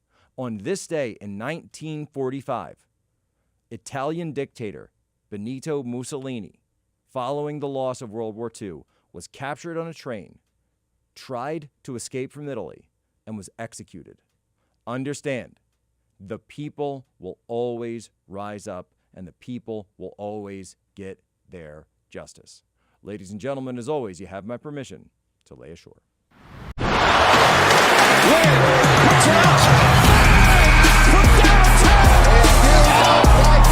We're back. Hello and welcome to the Breakaway Podcast. You know who I am. I'm your host, John Root. We got part 2 of our Sunday conversation with Hall of Fame linebacker Brian Urlacher.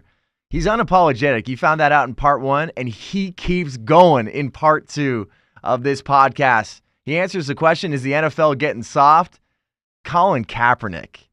He does not want to see a linebacker like Brian Urlacher. Brian Urlacher has a lot of thoughts on that situation, Kaepernick trying to come back into the NFL. Also, if he saw President Biden or the Clintons on the football field, he'll tell you what would happen there. He talks about woke mainstream media, the Rooney Rule, current NFL players that he knows and loves. He talks about his favorite stadium, toughest players to tackle, why the Pro Bowl sucks. We're definitely on board with that together. He talks about some Hall of Fame snubs and why he loves golf, as long as some of his favorite movies, and how in the world did Brian Urlacher have all this hair? You might have known him as the bald Brian Urlacher, but he's got hair now. He breaks down that crazy hair implant story. So without further ado, part 2 of our Sunday conversation with Hall of Fame linebacker Brian Urlacher.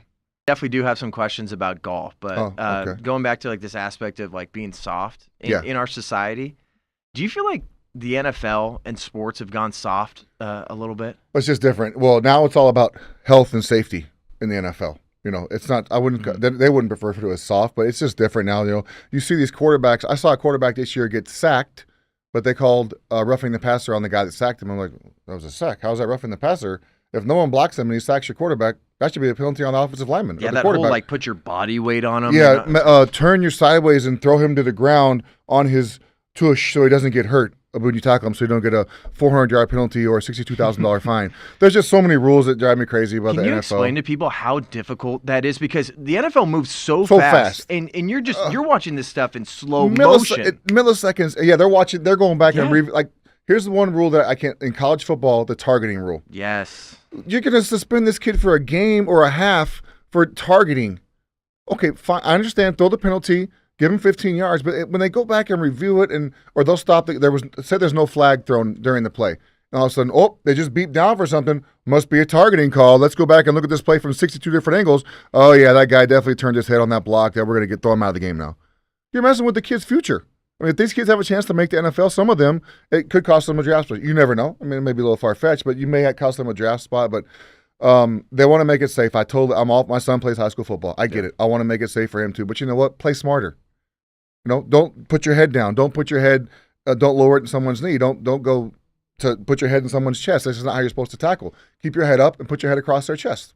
But there's times too where I feel like defensive players are put in a horrible position now. Like it just because that's where like I'm constantly going to harp on the idea of how difficult it is to react in real time. Like it's unbelievable. Like once again, you're going against the best of the best. This far, I mean, there's you can't adjust your angle. Like when the ball's thrown, they should throw a penalty on the quarterback for throwing some of those footballs because they're hanging their receivers out to dry, you know. But and even Tom Brady said something about that too. He said something like, "Man, they should, you know, if my guy gets a penalty or if my receiver gets hit, I should get the penalty, you know, because I threw that football, I shouldn't have thrown it." Yep. But yeah, it's tough to watch now because the thing that still makes me mad and always has is when the lineman can cut your knees out or a running back can take your knees out, no problem. As a defensive player, that's why our knees are important to us. You know, I know that helmets are a big, you know, heads are a big deal too if you're getting concussions, but knees are a pretty big deal too. You see some of these older guys that can't even walk anymore, they're in wheelchairs from having so many surgeries. It's because they were cut every damn play when they played defensive line or linebacker. So I could go on forever about this. I get really, really mad about some of the rules for the offense compared to the defense. Well, if you could sit down with maybe NFLPA and some executives, like what would you do to change it? Well, the PA doesn't do anything anyway. I think they work for the NFL, honestly. Yeah, they don't have anything really. Were you ever involved in that when in your playing days? No, I if they ever nominated me for anything, I was like, do not nominate me to go to these stupid NFL PA meetings. They don't do anything. You know, they make money. You know, all the merchandising and stuff. NFLPA gets a piece of that, Yeah. so they pay all their high salaries with what they make off the players. But then they package it like, oh, look, here's your 6% of your $2 million jersey sales. Thanks. Where'd the other 1.8 go? Oh, that goes back into the NFL licensing. You know, it's really expensive to license these jerseys and stuff like that. Anyway, you know, it's a big money pit. It's like, Brian, we're working on these new initiatives, and we're going to need this millions of dollars. That's right. You know, to pay our salaries and to get stuff done, we have to use this money for that. This multi-million-dollar house isn't going to pay for itself, Brian. You said it, not me. I wasn't going there. But if you could talk to them about, like, even because obviously we're talking about college football with targeting. I think it's I think it's nonsense too, especially you have offensive players that are lowering their head. The running backs lower their head it drives me. Yeah, I'm glad you brought that up. But I would just say make it more fair. You know, so I can't imagine being a cornerback in the NFL and not getting a penalty every play. Because if you press and you touch them after 5 yards, that's a penalty, that's first down. And I feel like the refs are great at calling it in 3rd and 20. The downs you're never going to pick up. And you're playing zone anyway, but they're going to call a phantom, it was 6 yards down the field, that's illegal touching. Playing cornerback in the NFL will be impossible because you can't touch them, you can't do anything. But just make it more fair if you can. I mean, eliminate some cut blocks. Eliminate the cut block from the game. That's what I would say. If you want to make it safe for defensive players as well, I understand helmet-to-helmet contact is not good for anybody, but neither is helmet-to-knee contact by the offensive lineman or running backs on linebackers or D linemen. It's not good for anybody. I don't want to get you in trouble, but it sounds like you're saying maybe refs were a little selective. Wait, you mean when they put an emphasis on certain things every season? So you'll have these training camp refs will come in and like, okay, the NFL is going to put an emphasis on offensive holding this year. So the first game of the year, there's 10 offensive holding calls. Now, were there really 10 offensive holdings? I don't know. They called it. There's an emphasis on it. So there's of course probably holding every play. Every play. It depends on when they want to call it. We're going to put an emphasis on illegal contact this year. First game, 30 illegal contacts, or first weekend. And then whatever they put an emphasis on is what they're going to call. Why? Why not just call what you see? Does that make sense? That sounds How about like you just call what you think may or may not be a penalty, and other than that, don't worry about it. The Super Bowl was great because there was no penalties till the very end, when it really mattered. That's very true. There was no penalties till it mattered. And then it was a penalty. The guy did kind of hook Cup going around the end there, but it's funny to me how there's zero all game long, like the one when Jalen Ramsey got drugged down by his face mask. Yeah, that wasn't a penalty. Offensive guys can do whatever they want to. If a defensive guy touched an offensive guy like that, you're talking about being ejected, $1 million fine. That'd be the end of the world. And you talk about like first takes could go off on that. Oh man, that's look what this guy did to him. How could he get away with this? This is the worst. This is a travesty. And then an offensive guy does it to a defensive guy. Oh, that's a good play. The refs missed that one. Sorry. Why can't you review it? You review everything else. Yep. Oh man, and the reviews drive me crazy too. Man, and then overtime rules just got changed and updated. Like. No, the overtime for the playoffs. For the playoffs. That's the only thing that got updated. For me, I was in hockey for a long time. I was working for the San Jose Sharks for about 5 seasons. And the way that the NHL does it is they have a shootout during the regular season because obviously you're going to get a point for even making it to overtime. And obviously the point system is a lot different than just having a 16-game season. A win or loss, but just having this in the playoffs, I think there's plenty of times where you have the Chiefs against the Bills. Like, what a game that was. That was and then phenomenal. You have some of these games come down to just you luckily win a coin toss. And then, like, score and first, then how do you feel specifically? I hear people say, well, you know, I don't think both teams should get the ball. The defense should do their job.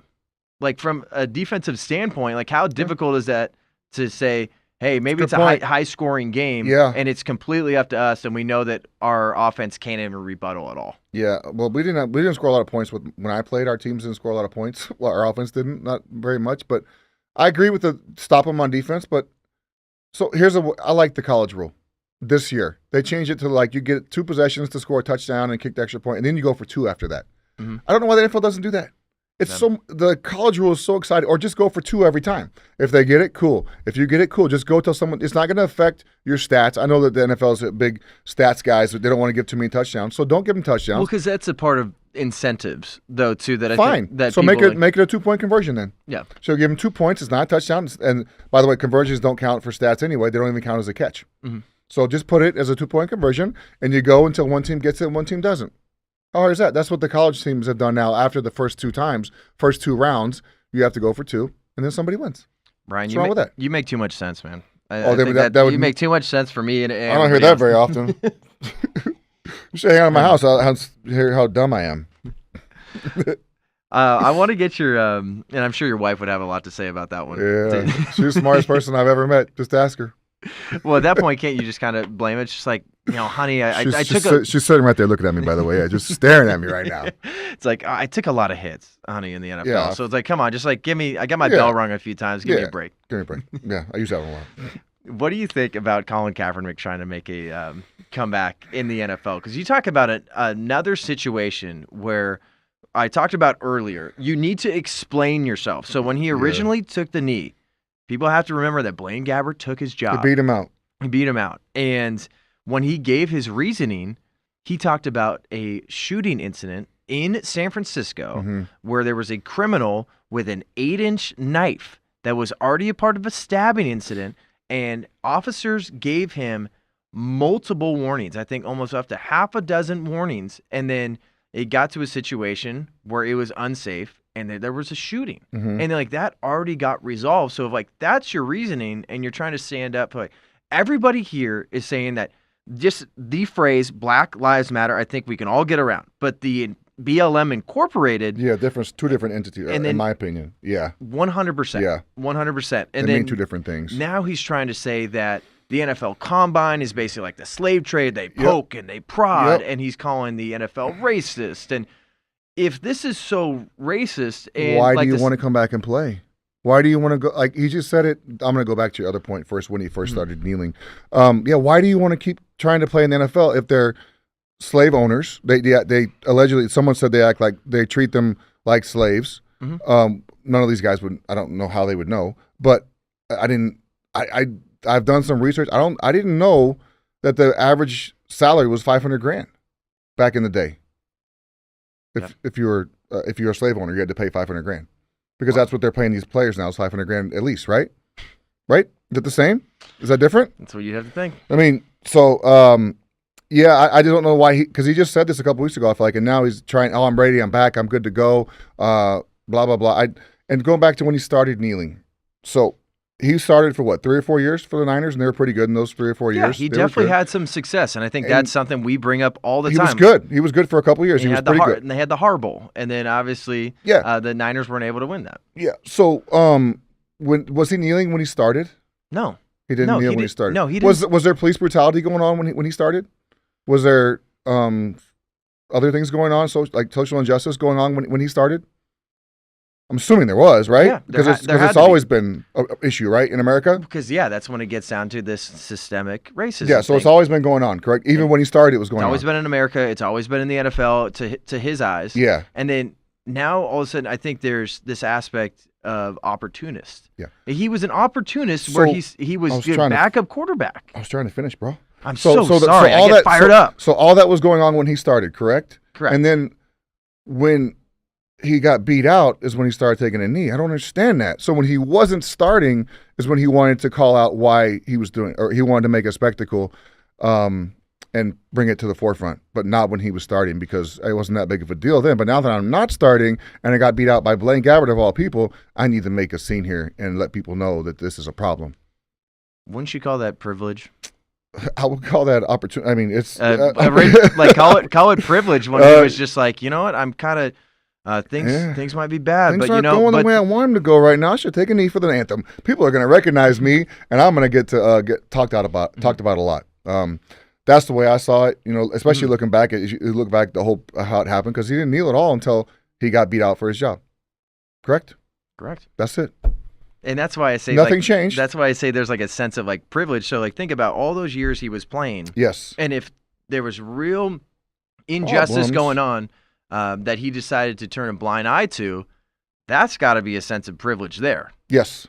But with this whole situation here, it just started such a crap storm in the NFL that that like fans don't enjoy this. Everybody, you talk to a lot of people in America, and they're like, we're going to stand up with Americans, and we don't want to see injustice. But if we're going to have somebody that is going to explain themselves and talk about a police shooting that was 100% justified. Yeah. And then they're going to wear a Fidel Castro t-shirt. And then they're going to wear the socks. That, the pigs or whatever. Yeah. Police officers as pigs on your socks. And you're going to act like you are some sort of modern day Muhammad Ali or just like Martin Luther King Jr. It's like, this is nonsense. Well, he got rewarded for it. Nike gave him a big deal. He's got some other stuff going on too. So he got rewarded for it. You know, those woke companies rewarded him. So, I mean, he's become a multimillionaire for race baiting. And that's why I think he's the Joy Reid of the NFL. Joy Reid. She's on one of those news stations. MSNBC. Yes. I would not suggest checking that out. Yeah. I think I ran across her one night. I was flipping back and forth, and I listened for about 3.5 seconds, then I changed it. Yeah. It doesn't take very long. It didn't take long that night either, no. Do you think he'll get picked up, though? No.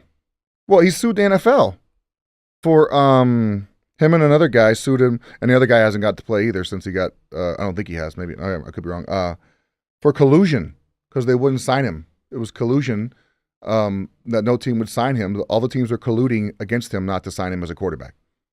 But we also got to know that, and he won. That Brian Flores right now is suing the NFL as well, along with some other coaches. A coach that I coached for the Bears when I was there. Coach Wilkes was a DB coach for the Bears when I was there. Mm-hmm. What do you think about that situation, dude? Because I mean, you talk about like during your playing days, you had so many people come together and you guys like appreciate each other. Yeah. There might have been a few conversations. I don't know from the management side, or I have no idea how that goes, how the hiring goes. In my opinion, if you are the best man for the job, you should get the job. I don't care what color you are. I don't care what you believe in. I mean, obviously there's some. I mean, whatever skin color you are, if you're the best man for the job, get the job. That's all. They should hire you, and I believe that's how most teams work. I don't know that they hold spots for certain people. I don't know how that goes. I have no idea, but I think as much money is on the line in the NFL, you would want the best person coaching your team who is qualified for that job, whatever color they are. Correct? Yeah. Lovie Smith just got hired in Houston, his third head coaching job. Yep. He's one of the best head coaches. He is the best head coach I've ever played for. He should be a head coach in the NFL. Mm-hmm. There's a reason he keeps getting rehired, because men respect him and they want to play for him. I don't know what the story was in Miami. I don't know why he got fired. I have no idea. I have a hard time like after the fact. Like he didn't do this whenever the situation happened. He didn't bring it up. It comes up after the fact when like these guys are all 2 or 3 years down after these situations happen. They bring it up. Why not bring it up when it happens? Because you still want to coach. You still want to be a part of this league that is you say is not letting you do what you want to do. It's frustrating to me, and I could be wrong. I have no idea. We'll see what and you know that nothing's going to happen in the lawsuit. They're going to settle. The NFL will pay them because they don't want the headache. That's what they did with Kaepernick and the other guy. They just paid them. And then what you were expressing was meritocracy. The best person should get the job, and it feels like that has been put to that doesn't matter anymore. Yeah, and now you have the NFL implementing that teams need to hire a new minority staffer on one side of the ball. The NFL is definitely on the offensive side of the ball, or it could be a woman. Which is fine. You know, I get that. The NFL is definitely not equal. When you look at how much, what's the percentage of Hispanic players in the NFL? Do you know? But maybe there's like less than a percentage. Yeah. What about white players? There's probably like 5-7%. More than that. Asian players? I don't know. Asian players. That win was one. Yeah. And then African American players. So they control 75-80% of the players in the NFL. So it's not equal by any means. The players aren't equal. So if you want to equal the playing field, do it on every level, not just the coaching level. Do it on every level. Well, that's when it gets into this whole equity conversation. Well, in the NFL end zone, just said equality. Equality. That's what it said, but it's not equal because there's not the same amount of every race playing in the game. But that's where there is a difference here between when people hear equality and equity. Those are totally different things. What the NFL is pushing right now, equity is there's an equal outcome, not equal opportunity. Because what makes America great is that you have equal opportunity. So it's succeed. So obviously there's politics when it comes to, friendships and everything like that. When it comes to sports, obviously you want to make good relationships to keep going, and that's how a lot of these coaches work their way up. They obviously have tight circles in the NFL. The coaching circles are tight, and these coaches coach together. If a coach is hired from here to there, they're taking that staff with them, or a bunch of guys with them, and then that guy will get hired somewhere and pick some of those guys. And it's such a close knit circle, and they stick with the guys they know because they know who can help them win. Exactly. That's And I what- feel it's like all about winning. that's where it gets into this whole equity conversation. I think that's being pushed from President Biden down. You're even seeing now that like even Supreme Court justices, we want it to look like America. Like what if you had someone in the NFL said, you know what? I want the NFL to look like America. There would be a hell of a lot more white people in the NFL. Oh, yeah. And I'll tell you what, in a lot of ways, you're fast.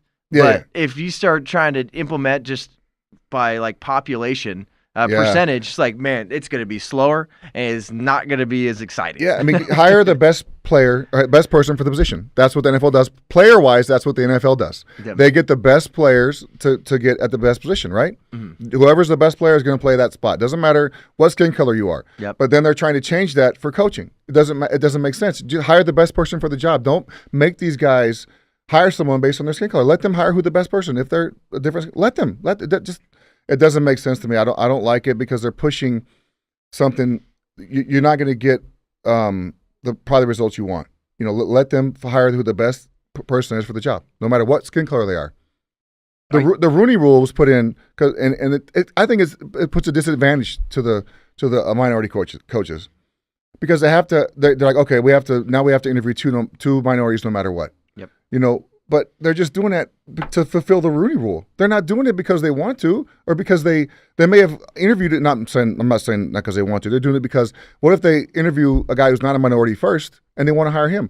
They're just fulfilling the Rooney Rule with the other two hires, with the other two interviews. It doesn't make sense. That's why I feel like it's a slap in the face here, because everyone too, especially with sports, like everyone works so hard to get to where they're at. Yes, And they want to know every I got coach. the job because I worked hard and I'm in a position to succeed. Yeah. Whether you're playing on the field or coaching on the field. But that goes back to your Kaepernick comment about what he said about what NFL owners are, right? Yeah. There you go. It goes back to that. You know, I just wish they would just at every level of the NFL, because it's okay for the players, for the teams to hire the best player at each position. That's fine, no problem. Mm-hmm. But at every other level, it's not okay anymore. So what do you think's going to happen here then? Like, where's the NFL going to be in about 10 years? Flag football. I don't know. You know, I really enjoy watching football, so I hope it doesn't change much more than it already has. All I care about is the product on the field, honestly. You know, I like watching the games, and the product on the field is still pretty good. There's some great players in the NFL. You know, you look at Mahomes and what he can do. Tom Brady's still playing at 60 years old. Tom and I were drafted in the same class, by the way. Tom and I were drafted in 2000, and he's still playing. It's crazy to me. What do you think about him coming back, too? Because that was almost just like, I'm out. Yeah. Nah, I'm Well, coming back. they broke that story, but they were like, we're not sure now. Schefter was like, I'm not positive. So yeah, Classic Schefter. Yeah, right. Yeah, Schefter's pretty good. He got the inside track to a lot of things. Oh, yeah. But I was not surprised when he came back. I didn't think it'd take long. But I really love watching football. You know, the product on the field is usually pretty good. I don't agree with a lot of the rules, but I don't have to agree. It doesn't matter. They're not trying to. I'm not playing, so it doesn't matter. Do you talk to any of your old teammates and good friends about like the NFL right now, even some of this like social justice stuff and everything? Do you have some pretty good positive conversations with people about I did that? early on. So here's what I figured out over the last 2.5 years. There was a lot of guys I played with who were teammates that like we were on the same team, so we were teammates. And there's a lot of guys, or a few guys, that were my friends, because you can have friends and teammates, and they can be both. So that I figured out who my teammates were, and now I know who my friends are. Does that make sense? Yeah. Oh yeah. Yeah. So I have a lot more teammates and a lot less friends. Make sense? Did you have any like friends when it came to sports media? Yes, for sure. Yeah. Definitely. There's some guys I could like. Vaughn McClure was a friend of mine. Vaughn passed away. Yeah. Vaughn was a good friend of mine, and the thing I liked Incredible about- writer. good writer, man. And Vaughn, he wanted to get the truth. Like he would text me at like a minute. I'm like, Vaughn, do this to me. He goes, well, what happened? I want to know. I want to get your take on this. Or the morning of, like, before he writes the story, he's like, hey, I just want to make sure you this. Is what I was like, yeah, that's what I said. I appreciated that, because I don't. As long as you're reporting the truth, you can't have a beef with the guy, can you? And Vaughn would always like. I may not like what he said, but it was the truth. I mean, because I didn't play good every game. So you know what? If I don't play good, you're allowed to call me out. I don't give a crap. But just don't make stuff up as to what you think happened as to what really happened. Yeah, and I always enjoyed reading his work too. I know he did some stuff for the Atlanta Falcons. Yeah, he was too, down like with the Falcons. Yep. So like, unfortunately, that's my team. We don't need to get into that again. But Did they trade Matt Ryan? Matt Ryan's been traded. Yeah, he's with the Colts now. Who's your quarterback? So it looks like Marcus Mariota's going to be the guy. I like Marcus. He's fun, but he's not definitely Matt. Matt Ryan was getting up there too. We'll see. Maybe it's a good start for both of them. Yeah, I think it's good for Matty Ice. I honestly, for me as a fan, I feel like he got unbelievably disrespected because they were in the conversation with Deshaun Watson, and they were holding out on the extension and everything. Well, if what's the dude's name? Who's the coach at the Niners now?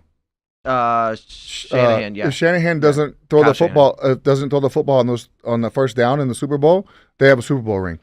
And when they have the ball at the 30-yard line going in to score up by 8, if he doesn't throw the ball on first down and get sacked and go out of field goal range, and then second, third down, you go further back, they win the Super Bowl. Anyway. Exactly. I just want to bring it. But, I like Matty Ice. Thanks for that dagger. You're welcome. Yeah, well, I was on the Falcons that game, so I was pretty excited about the situation, and then I wasn't and left it overtime. But, yeah, I just I like Matt Ryan. I think he's a good quarterback. But it could be good going to a fresh – they have a good defense in Indy. Yeah. Darius Leonard's a bad dude. Their middle linebacker. He's a stud. He's a badass. All right, we're going to take a little break from our awesome conversation with Brian Urlacher and talk about food. Some good food from our friends at Good Ranchers. Food's a huge part of the sports experience. What if I told you could buy food for that watch party and donate to TPUSA without even leaving your home? You say, John, get out of town. Now you can with Good Ranchers. They sell 100% American meat, and they believe so much in what we're doing, they're going to donate 50 buckaroos to TPUSA on your behalf when you purchase from them. Good Ranchers delivers steakhouse quality beef, chicken, and seafood right to your door. With code TPUSA, you can donate $50 to our mission while getting absolutely delicious food. I'll tell you what, oh man, it's getting hot in here. I'm starting to get the meat sweats. Woo! Head on over to goodranchers.com/TPUSA today.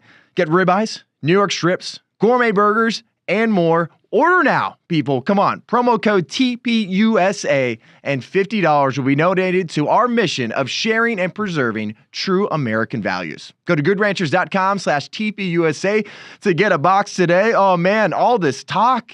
Once again, use promo code TPUSA at goodranchers.com/TPUSA. Do good while you eat good. Now back to our conversation. So, who do you see in the NFL right now from linebackers that you really respect, or even just defensive players that you just love to watch? Aaron Donald's a different guy. Aaron Donald, for interior lineman or D lineman, he gets blocked by 2 or 3 guys every single play, and he still makes plays. Mm-hmm. It's unreal to me to watch him play. I don't know how, when I used to play and I go a pass rush, I'd be so tired after, oh, God, I had to blitz, and the guy blocked me, and he just threw me to the ground. This dude does it every single play. It doesn't come out of the game. I never took plays off either, but man, after a pass rush, I was like, why do I have to rush every play? Aaron Donald's just the best in the league. Darius Leonard, an Indy, good football player, middle linebacker for them. Fun personality too. Yeah, I saw him. We were at an event, the Super Bowl. He was there. He's a fun guy. I'm trying to think of more guys. I like Harrison Smith, the safety for the Vikings. Mm-hmm. He's been around for a long time. Yep. Just gets it done, man. Just gets it done back there in the back end. Give me some names, man. Bobby Wagner, been around for a long. One of my favorite players, been around for a long time. She's saying something. Who? Oh, Micah Parsons. What am I thinking about? I was hoping you were going to bring that up. My favorite team, the Cowboys. Obviously, that dude should have been Defensive Player of the Year last year. What he did as a rookie and impact that defense. Dan Quinn did a great job with our defense last year in Dallas. But the impact he had on that team, he had 11, 12 sacks, whatever it was. Runs like a flat 40. At 245, just the dude's unbelievable. I don't want to see that dude coming at me. Number 11, he's got a sweet number 11. Mm-hmm. I wish when I played, you could pick what number you wanted to wear. And then 5 years after, whatever, I retired, they let these guys wear whatever. I was number 11 in high school, by the way. That's why I like his number. But Tom Brady was bringing that up, where it's like, I feel like I'm confused. Yeah. I'm confused now. I saw that. But you like that. No, I don't like it. No, I don't like it. Oh, you don't like it, but you would have wanted it. As a player, it might have been cool to wear your number you wore in high school or in college, whatever. But I don't like it as a fan because you can't tell who's who. It's so hard figuring out, okay, he changed numbers, now he's number whatever, so it's hard to figure out who's who out there sometimes. Because, obviously there were certain player groups that had numbers. I feel like some people just don't realize that. And that helped me follow along, too. Like I played football my whole life, but there's times where I'm like, oh, wait, who is that? Is that a safety? Wait, that's not a safety. That's a linebacker. Well, the O-linemen get screwed because they're still going to be 50s, 60s, and 70s. They're still wearing their terrible numbers, so they don't get to change their numbers. Imagine an O-lineman being like number 7. Single digit. You know what looks cool is the D-lineman with single digit numbers. Yeah. Like in college, you look at the guys at like those big dudes at Auburn. Where's the other? At Ohio State, they got the guys in the single. It looks cool as hell to me with the D-lineman with single digits. Georgia. Those D linemen at Georgia are different. Did you see what the Davis kid ran at the combine? A 4.8. Is it Jordan Davis? That's his name. Yep, Jordan Davis. I'm hoping the Falcons pick him up. That would not be a bad. Anyone who picks him up, I think, will be excited to have him. Mm-hmm. Falcons need a quarterback, right? Yeah, I mean, but the quarterback class right now. A receiver. They got a little receiver issue, correct? Yeah, they got a receiver. Man, we got a lot of issues. Do they have a lot of cap room? No. How's that happen? How do the teams have all these issues and they have no cap room? Because makes no sense. I feel like they had Thomas Dimitroff for a little while as the GM. Yeah, the GM. He's out of Atlanta now, and they had the old GM with the Saints. That's in there now. Mickey Loomis? No. Saints has got a good GM. He's done a good job. Mickey Loomis did a good job. I'm forgetting the guy's name, but it's one of those where they took a massive cap hit with Matt Ryan getting traded. They have, I think it was like dead money. They got the $30 dead money. million. I think it was like $30 million in dead money. So it's just like that's a lot of bread. Well, but you paid Marcus what, $10, $12 million a year? I don't know what you paid him. So you're getting a break. You're getting if you can get a starting quarterback for under $20 million a year, you can spend some money. That's why you hope your rookie quarterbacks that you get are good, because you don't have to pay them for 4 years. You know, even if they're a number one pick, you're not paying them $40 million a year. You can pay other guys, and your window is a little bigger. And then when you got to pay them, then you get worse other places. That's why I think here, I don't really see the Falcons picking up a quarterback. I mean, in the draft, it's not a really solid draft class for quarterbacks. Yep. I mean, there's plenty of other positions, and like, let's see what we can do with Marcus Mariota, and that's.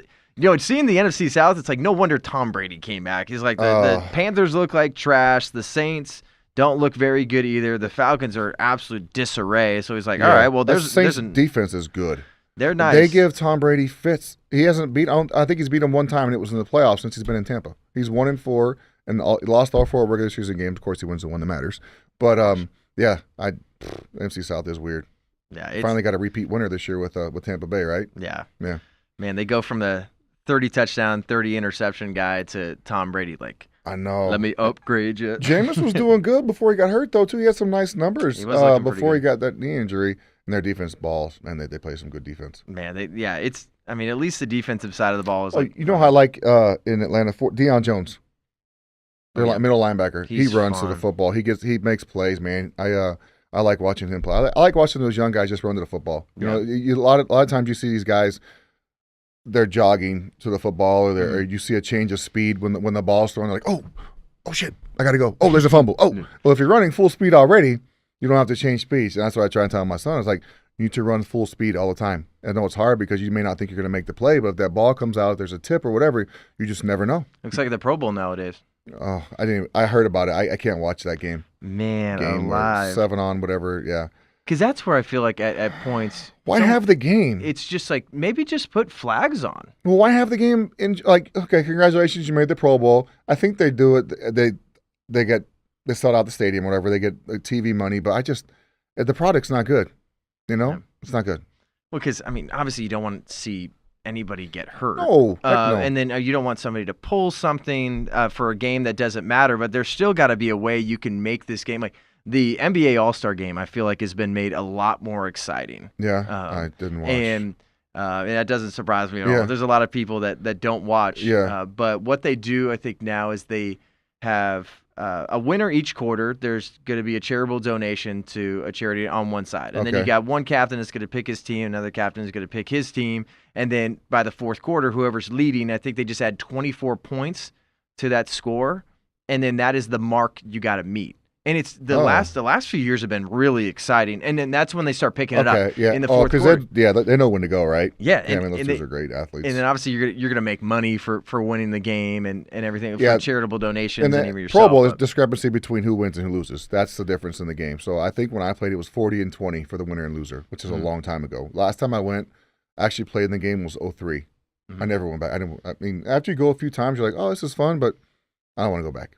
Was Hawaii a good time, though? Hawaii was fun. That's when, I mean, it was cool because, especially going I went as a rookie. So Peyton was there, Emmitt Smith, like all these dudes are there, Marshall Faulk, Derek Brooks, John Lynch. I was like, dang, Larry Allen, I just watched all these guys last year when I was in college. And now I'm in a Pro Bowl with them. So it was cool to see that. But, after your 2 or 3, 4 times, it's just the game is not fun because you can't do anything on defense. You can't blitz, you can't do this, you can't do that. So I just kind of quit going after that. I made a couple more after that, but I just didn't go. Yeah, I mean, it's like telling you not to breathe because all you want to do is hit people. Well, I just don't want to go. I don't want to pass rush. Anything but pass rushing, I'm okay with. Pass rushing makes me tired. The linemen are big and strong. But when's the last Pro Bowl that you watched? So I was the captain in 2018 or 2019, I think. Emmitt Smith and I were chosen as the NFC captains. So I sat on the sideline and got rained on the whole game as a captain. But that was a fun week, man. It was a Cowboys staff, so it was cool for me. And Coach Marinelli, who coached with us in Chicago, was our D coordinator, was their D coordinator as well. So it was cool to kind of be back around them. And you're at every practice during the week. You're a captain, but you're not doing anything. You're just kind of. I was throwing balls to the linebackers during ball drills, Van Der Esch and the other guys they had. But yeah, it was fun. That game was cool because I was involved in it a little bit. But since that game, don't think I watched one. I never know what it is. Yeah. I never know when they're going to have. Is it the promotion's bad? Is it before the Super Bowl? Is it after Super Bowl? When is it? I never know when it is anymore. I'm trying to even remember. I think it's right before. Now. I think it's before because they have like those dead weeks there. Or there's a the bye week. But so when I played, or back in the day when I first got in the NFL, it was the week after the Super Bowl. So you have the Super Bowl champs get they win the game and they fly to Hawaii. How cool is that? Yeah. They come. I'm sure the NFL charters a plane for them. Or I wouldn't know because they didn't win, but I'm sure they charter a plane for them and send them over there. That's cool. Yeah, it's fun. But they changed it. I don't know what year they changed it. Yeah, because I remember the old days of the Pro Bowl where you had people like, Devin Hester. That's somebody that so fast. Oh yeah, and, you get guys like that in the game. Oh. It changes because you got guys jogging. Well, Devin's not going to jog, buddy. If he gets the ball in his hands, you better watch out, because those guys jogging down on kickoff, except the guys who made it on special teams, obviously, they're going to be flying down. But then everyone else is like, I'm covering a kickoff. I haven't covered a kickoff since I was in college, because they're all Pro Bowl players. They don't cover kickoffs. And then back to your playing days, who was the toughest person to tackle? I say this every interview, Ricky Williams. So Ricky was 5'10", 235, 240, ran a 4.4, 4.3 40, and I'm 6'4", 250, but I couldn't get under Ricky. I was tall. It's hard for me to get under a guy who's 5'10", and I had some good games against him, but for me, he was always a pain in the ass just because of his size and speed. And I did okay, but tackling that dude was a pain. He just low to the ground, strong. Ricky was good. So he was always a pain. Obviously, Peterson up in Minnesota was good, but the number one guy would be Rick Williams for me. He was tough. Who was the quarterback you went against, and you're like, I'm going to have the best chance to get an interception? Oof. I shouldn't say this, but it's probably Brett, because what I talked about is I figured you'd say he's a gunslinger, man. Brett didn't care how big the window was. And they could be up by 35. Guess what? He was still going to sling it. He would go back there and still throw the football. So I this is no disrespect to him, but I would say Brett, just because of his mindset of trying to get the ball in certain windows. He always thought he could. I think I picked him off 3 times. I got Aaron 3 times too, though. So, what was your favorite stadium to play in? Besides Soldier Field? Besides Soldier Field, of course. Because I don't want to get you in trouble with the Bears. Well, Soldier Field, it's easy. Soldier Field was easy. That's an easy number one. But AT&T Stadium in Dallas, it's like the Super Bowl. You go in there, there's 100,000 people. You come out of your first of all, you have a hot tub in your visitor's locker room and a cold tub in the visitor's locker room. We didn't have that in our locker room in Chicago, in our home team. We did later on because I think they saw that locker room down there. So you walk out and you're walking, there's plexiglass on both sides as you walk. I'm walking out of the stadium. My brother's like, hey, bro. I'm like, what are you doing down here, dude? We're going out for the game. My brother's over here. My buddy Perry, his 2 boys. I'm like, what are y'all doing? Oh, we have a box, and these are our boxes. We just come out here to get drinks and stuff. I'm like, wow. So you're walking out, and the fans are like lined up both sides of you. It was just a cool experience. And, I grew up a Dallas Cowboy fan, so playing there was always cool, but we did good. I think we were 2-0 in that stadium when I put there in 2010, 2011. We did well. I went there for the first time this last year. Went out to Dallas for New Year's, and then I got to see the Cardinals play the Cowboys, and that was a tough game for you as a Cowboys fan. But man, what a beautiful stadium! I felt like it was so easy to get around, and then when the sun comes through too, if you're sitting on a certain side of the stadium, it might be in your eyes for maybe 4 minutes or something, but man, it is a gorgeous awesome. And it's stadium. Not outdated. Not at all. It was built probably 12, 13 years ago, and it's not outdated yet. You got the Vegas Stadium, the LA Stadium. Those are unreal, but it hasn't got outdated yet, and it's only 12, 13 years old. Yeah. Yet. It will be soon. Yeah, I'm and sure. then SoFi's a good stadium. I enjoy it. Heard The Halo, things about the Halo it, board is cool. Yeah. I like that. I definitely do want to see Mercedes-Benz Stadium where the Falcons play. I think that would be Interesting to see what that looks We saw like. the Vikings new stadium in 2018. That was, NRG? That's I don't know what it's called. Yeah. The Vikings? Is it NRG? I think it's NRG. I have no idea. But it's a nice stadium. Yeah, it was pretty cool. But I still take Dallas over all of them. Yeah. Sweet. And then what, Lambeau would be Lambeau is amazing. Just the history. You know, the toughest places to play are the domes because it's so loud. Yeah. You go like New Orleans, probably the loudest place I ever played. Minnesota, when they were I think it was the Metrodome maybe back in the day. I played in the Silverdome for Detroit, but they stunk, so it wasn't that loud. St. Louis when they were inside before they went to LA. But all the domes were so loud. But yeah, Lambeau, and their fans are so respectful. They understand the game. They know when to cheer, when not to cheer, and they're just respectable. That's all. They're good people. If you could tackle any media member or politician, just lay them out, who would it be? Oh man, that's a good question. Just one, huh? We can give you a top. We can give you a top 3, Brian, if you want. Oh man, just one. I mean, I'm not really a violent person, you know. But if I was on the football field and there were some people on the other side of the field who had the football and I could tackle them, maybe is that what you're asking? Yeah, let's do that. Like if I was playing football against maybe President Biden, I think it'd be fun to maybe tackle him one time. Maybe a little Oklahoma drill. Yeah, there. maybe a little Oklahoma drill. Maybe the Clinton family on the other, maybe blocking for him, possibly. You know, that might be fun. I could pass. I could do some pass rush against them. You could have Chelsea Clinton on the line. Yeah. You could have Hillary. Yeah. And then we could have Bill in the back. Bill would be great. Then he'd be running the ball. Yeah, for sure. He's definitely run the show. Definitely. Yeah, we could tell he runs the show. I'll stop there. That's enough. I think we probably have much time left for me to talk about all the people that I would like to tackle on the football field. And then also too, a couple more things for you as we start wrapping up here. Yeah. You've been a huge advocate for Zach Thomas in the I'm glad you brought that up. In the Hall of Fame, because obviously you're a Hall of Famer yourself, and people brought up even like Devin Hester and things like that. There's a lot of people that you feel like should get a little bit more love, and then Zach Thomas, I think, is become forgotten. But he's once again now. It's like, is this the year that he finally gets in because he's a finalist? He was a finalist this year again, did not get in. Mm-hmm. So if you put our stats side by side and don't put our names on our stats, you won't know who's who. We have pretty much identical stats. I may have a few more sacks and a few more picks, but tackles, he pisses on me. He has like 300 more tackles than I do. Mm-hmm. He played a little bit longer, but it just drives me crazy. You know, I don't understand why. I know he didn't win a Super Bowl. Guess what? I didn't either. We didn't win a Super Bowl. I still got in. It's very annoying because I thought Zach was a great football player. He did a lot of things right and on and off the field. You have to take that into consideration when you're voting for these guys, because off the field, model citizen, great guy, great community guy, did things the right way.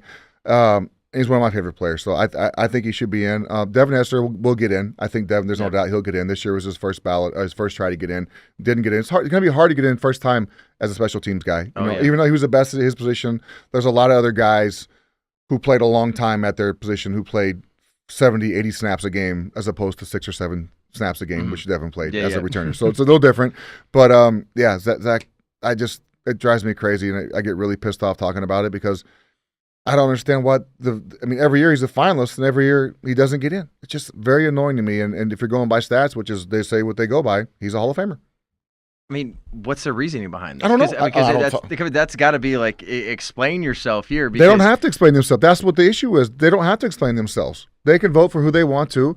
And here's what they say they do. I've heard stories about when they get in those meetings. They're like, well, we'll put him in. He'll get in next year. We'll put him in 2 years, blah, blah, blah. This year, we got to get this guy in. This is his last year on the ballot. That should not matter. If you're a Hall of Famer, you're a Hall of Famer. You should go in when you go in. It doesn't matter like, oh, we got to get this guy. No. Why should he be in over him? That's what they do. They get in that room. They delegate like this is his last year on the ballot. We should get him in. Why? Why'd you wait so long? Why would he have to wait till this year? If he's a Hall of Famer, he's a Hall of Famer last year too. Mm-hmm. Well, there was 3 other guys on the ballot who got in ahead of him. It just the way they look at things, it doesn't. And I'm sure it's a lot more difficult than I'm making it out to be because I'm not voting. So, but you know who votes on those things, right? Yeah, the writers, the media, the smart guys, the guys who played 30, when they were kids in high school and college, and all the guys who played all their lives are voting for who gets in the NFL Hall of Fame, or I'm sorry, the Pro Football Hall of Fame.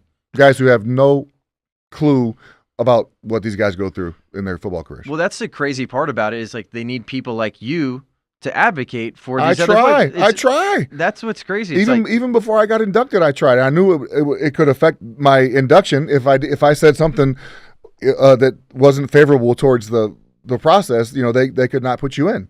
You got to be careful with what you say because they may go against you because, oh, you didn't give me an interview then. Oh, I didn't like you when you after that game when you got ran over, you didn't talk to me. I'm not voting for you.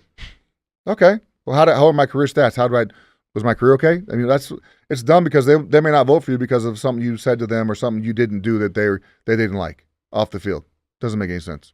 That just seems like petty. Because it seems like there's almost petty. Just like they are the nerds of sports. Yes. Where it's just like, I don't like what this jock is doing. And these guys over here, so like, I got the power in my hands when it comes down to it ultimately. That's right. When you're going to get enshrined. And I feel like it is so petty and so ridiculous. It makes no sense. They gotta get some people either in the Hall of Fame in that room or people that actually played the game in that room. That's what I feel like. They need to start changing up who's in the room voting because the people who vote, most of them never played football.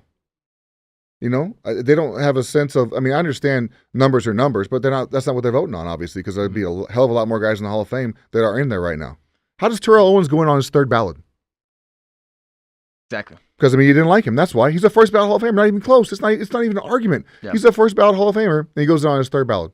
Makes absolutely no sense. You may not like Terrell, or you may not like some of the things he did. Doesn't matter. As a player, he was a badass. He should be in the Hall of Fame first ballot. Yeah, because that's what it should be about. Once again, there's this aspect. Don't make it personal.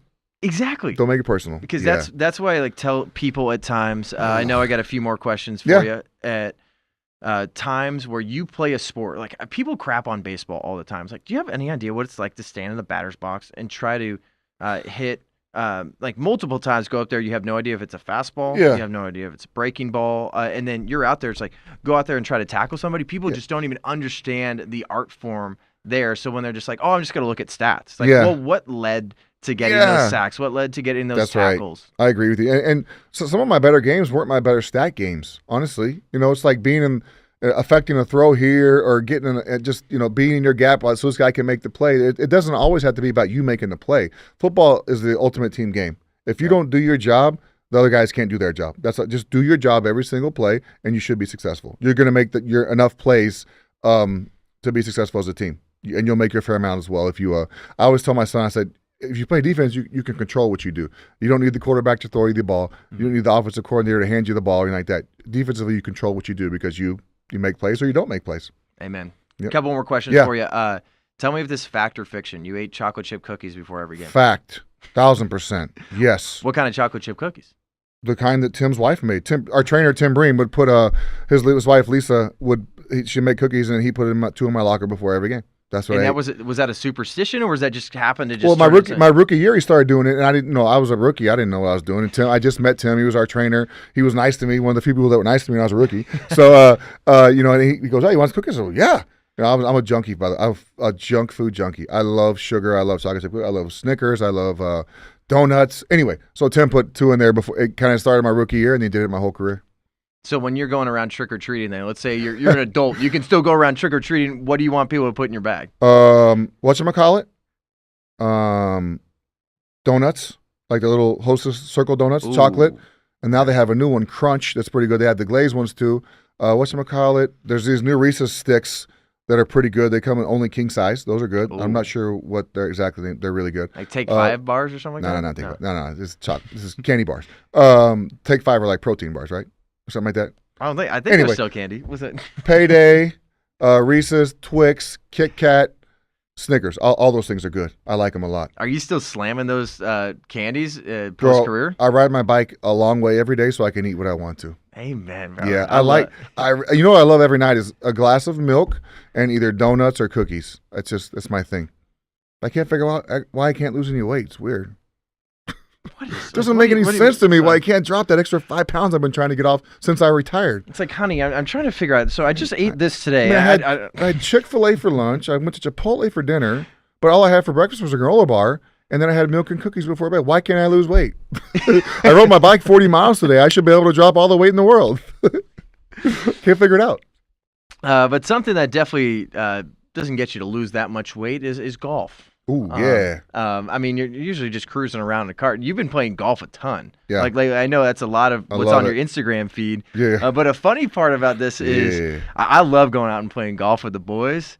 You got a little special something, a little prank that you throw. My guy, Zeke, his first appearance on any station or news, anything like that. This is Zeke right here. Some people have probably seen him on the ground. Zeke, he's a little nervous. He doesn't usually get on my golf bag very much, so he's kind of nervous right now. He's used to being put up in the bag for 23 and a half hours a day, and he gets to come out and scare somebody. It's so fun. Golf is great, obviously, don't get me wrong, but we don't take it very serious. I mean, I get into some pretty good games, but Zeke's going to come out at some point in the round. He has to. And people know it, and I still get him. I thought I heard a little rattle over there. I couldn't tell if Zeke was. Yeah, it might have been Zeke going off over there. That's what I've seen the new snakes now. You clip it onto someone's shirt, and then you're like, oh no, and they take off running, and it follows them. We did that with Zeke one time with fishing line, and it worked on one of my buddy's father-in-law. Oh man, he threw his driver at it. He threw his hat at it. I mean, he was gone. It was great. So yeah, Zeke's got some good laughs over the years. What made you think of that? A buddy of mine, Jeff Fujimoto, had his own Zeke to start out, and then he may or may not have gotten me with him. And then I couldn't find him, and my wife finally ordered me one, and it backfired on her because I've gotten her a few times with Zeke as well. Got her today on the way over here on accident. Put him on the passenger side seat of my truck and got her because he doesn't come out of the bag at home. He stays in my golf bag, so I know he's always where he's at. So this guy's little nest in there. He just kind of stays on the side with my golf balls. What's the best Zeke story? Because you posted some pretty good ones on Instagram. Gosh, the best one we didn't get on film. Oh man, the words people use when you get them, it's like guys that may not cuss normally, they cuss all of a sudden. Like they're speaking in tongues. They there's a lot of words. The footwork that goes on when you get them, like the dancing around. The best one I got though was my buddy in Tahoe 2 years ago. He literally saw Zeke and started running, and it's on my Instagram, and he fell over, and he looked back. He was like, is he coming towards me? Like, I was like, and I'm sitting there just, you can see me, you can hear me laughing on the video. I'm dying. I'm like, Rick, dude, it's a fake snake, bro. Look at my Instagram. You've seen this guy before. But the best one was my buddy's father-in-law with the one, we put Zeke on his back and tied into him. Mm-hmm. I mean, he literally, I thought he was going to pull his hamstring. He threw his driver at him and his hat and just took off running. It was phenomenal. Just the reaction. I have a lot of fails too. Sometimes where guys are like, you didn't get me. Or they just see the snake and they pick it up and throw it. Not even scared. Pisses me off. I should start putting those on there too, the fails. Yeah. Would that be as funny? Oh, yeah. I mean, I think that's something that would go off on social media. Like even like a YouTube channel, you have like some of those scares and then fails. Yeah, the fails aren't as fun. People just get like, you didn't get me, you suck. I knew it was coming. Or they see him out of the side of their eye, and you can see them like putting their clubs in the bound, and they kind of jump, and then they go, you didn't get me, and they throw him over there. That happened the other day when I was playing.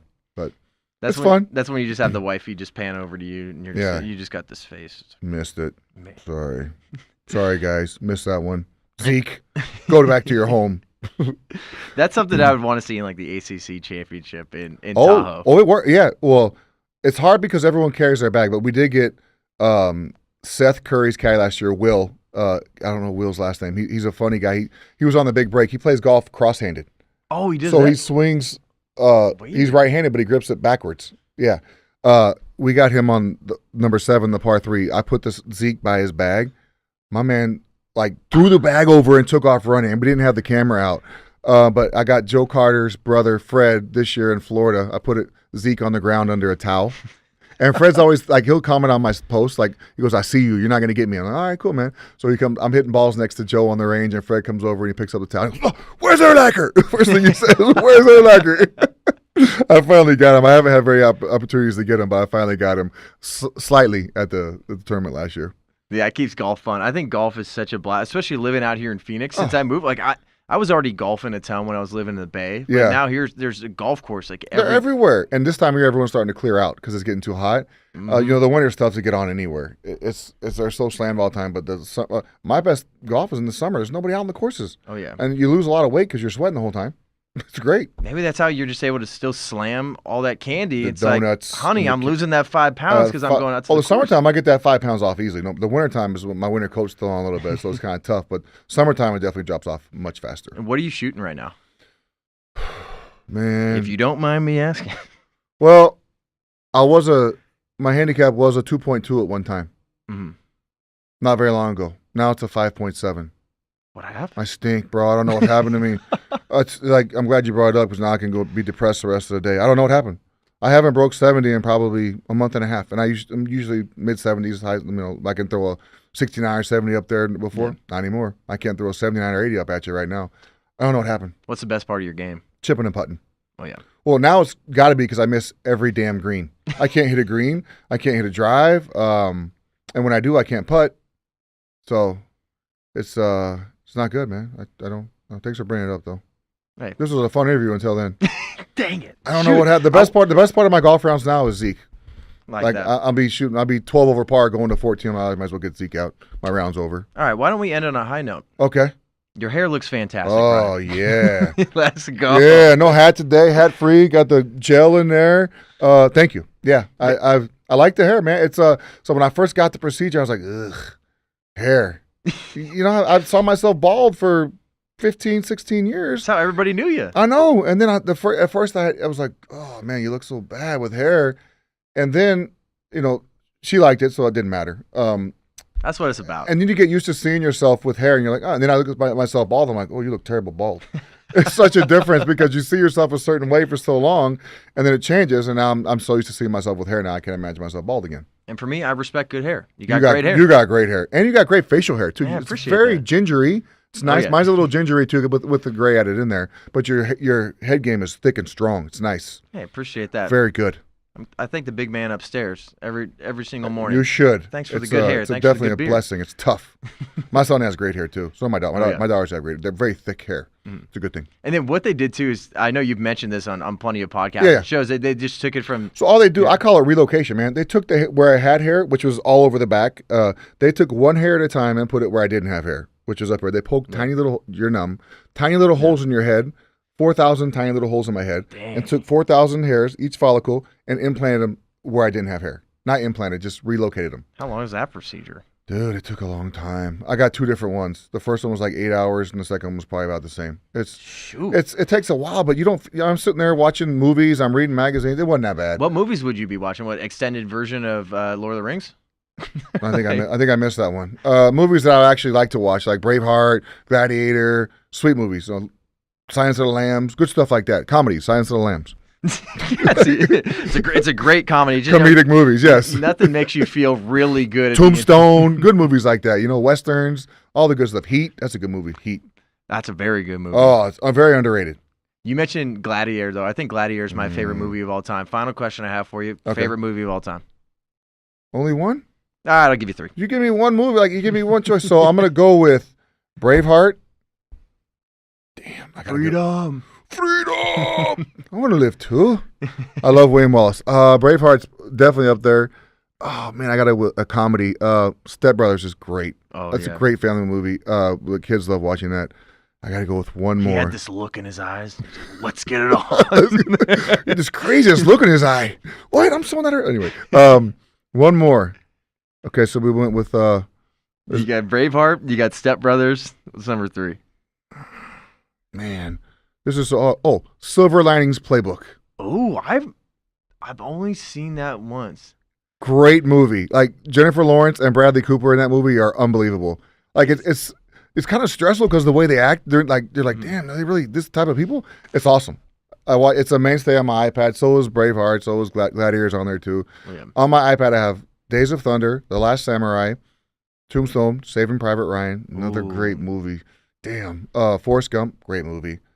Step Brothers, Wedding Crashers, great Wedding Crash, Old School. You know, I have probably 25 movies on the mainstay Rounders on my iPad that I get bored and watch all the time when I fly. I love it. Yeah. Well, those are great I'm a movies. movie buff. I love movies. Yeah, me too. I used to be. Did we just become best friends? I think we just became best friends. Yep. All right, so what we're going to do now is we're going to cut this off. We're going to do some karate in the garage. You ready? Oh, yeah. Right?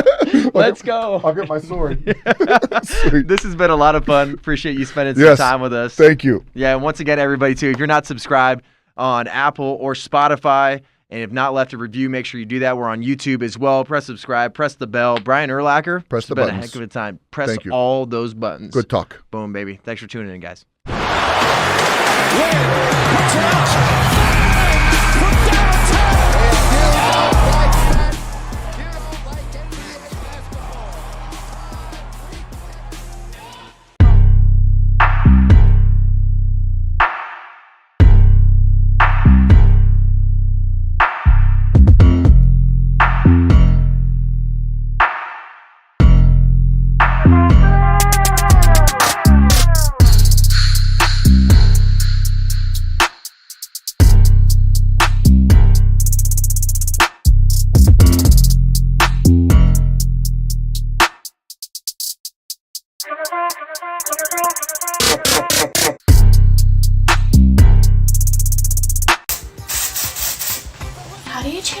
little confused to be again. Saw that bad as shit squirrel on the way up here and it's so cute. What's wrong, you batch? Batch of cookies, always giving me weird looks. I'm having a kickback later and I want you to come. It's wildly.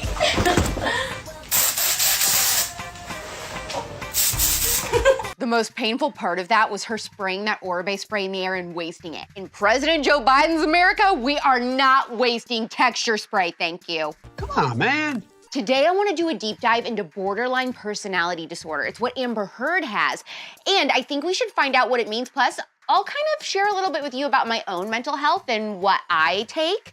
There are 2 big movies coming soon that conservatives are going to be really excited about. There's a reason that I guess the left thinks that high gas prices and crippling inflation is actually good for President Biden, and something crazy called a boobquake happened this week in pop culture history. I'm Alex Clark, and this is Poplitics.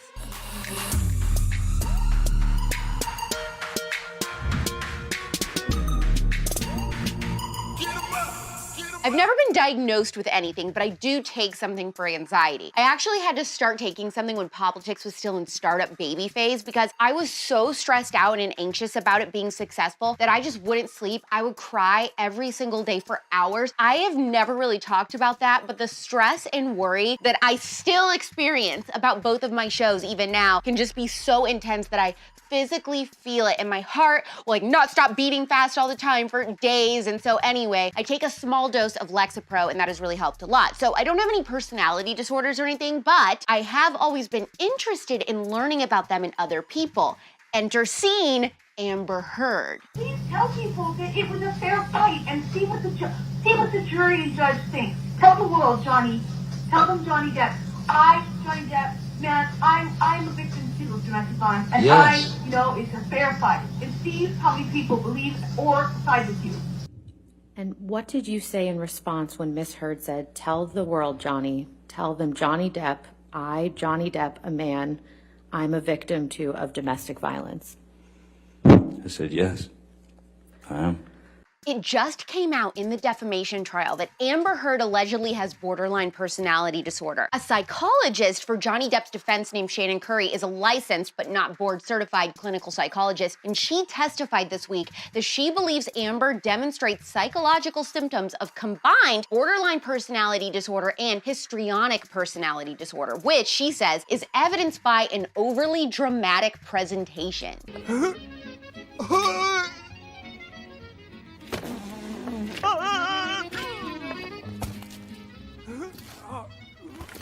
So I wanted to see what both of these mean and what the symptoms are in the relationships of people who have these types of personality disorders. And if you're a conservative diagnosed with either of these, please chime in the comments with your experience if you feel comfortable. Borderline, or BPD, according to Google, is characterized by unstable moods, relationships, and behavior. Lots of mood swings, self-destructive behavior, self-harm, hostility, compulsive behavior, depression, narcissism, even thoughts of suicide. And this disorder is caused usually by abuse and trauma and neglect or separation from a parent, and that can dramatically increase your odds of having BPD. It can also be a genetic disorder that runs in families.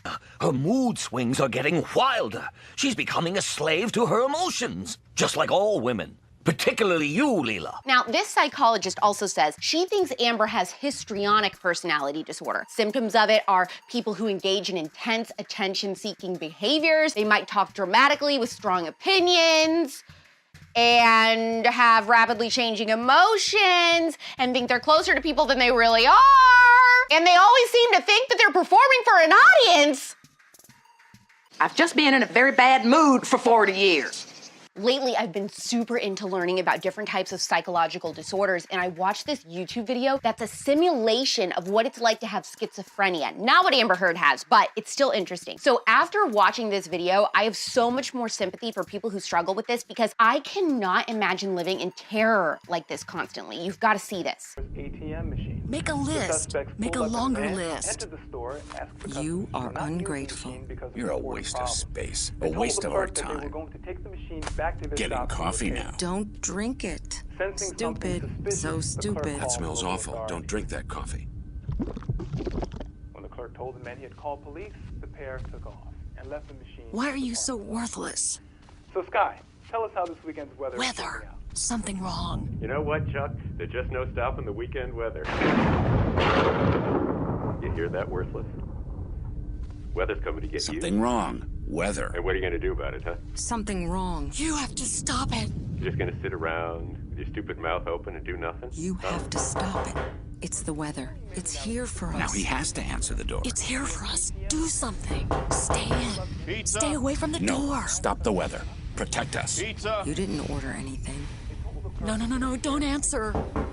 You're stupid to open that door. Okay, imagine suffering from something like schizophrenia in medieval times. The weatherman talking directly to him? That was so scary. It makes me want to look up charities that help people with this. Are you ready to go crazy? I'm already hearing voices! What's going on? All right, on to something a lot happier. Movie news. I told you this movie was coming out a while back, but now we're seeing the first images from the set, and I'm just on another level excited. Warner Brothers announced the news that Barbie, starring Margot Robbie, has a summer 2023 release. When this comes out, we are all doing a conservative homework assignment by all going all the different cities we live to see this movie. I'm a Barbie girl in the Barbie world. Look how cute this is! Another movie to look forward to if you're really into young adult books and films like To All the Boys I Loved Before is this new movie called The Statistical Probability of Love at First Sight, which is coming to Netflix. Everything I do to protect you. No, wrong clip. According to The Hollywood Reporter, Haley Lou Richardson, Ben Hardy, Jamila Jamil, Rob Delaney, Dexter Fletcher, and Sally Phillips will star. It's about two strangers who meet on a flight from New York to London, but then they get separated once they land, and then they try to find each other again. It gives me major serendipity vibes. Have you read this book? Is it good? Kind of seems like a cute concept to me. Crazy is this. I never saw moons, knew the meaning of the sea. I never held emotion in the palm of my hand.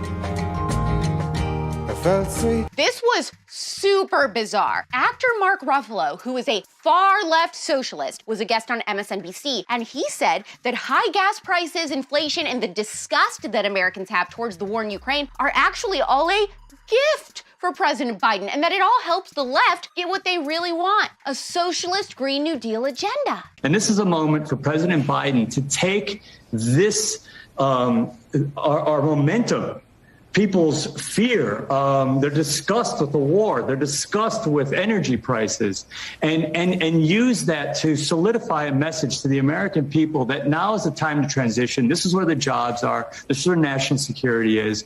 And we are going to keep pushing him to do it. And this is a gift to the president as we see it.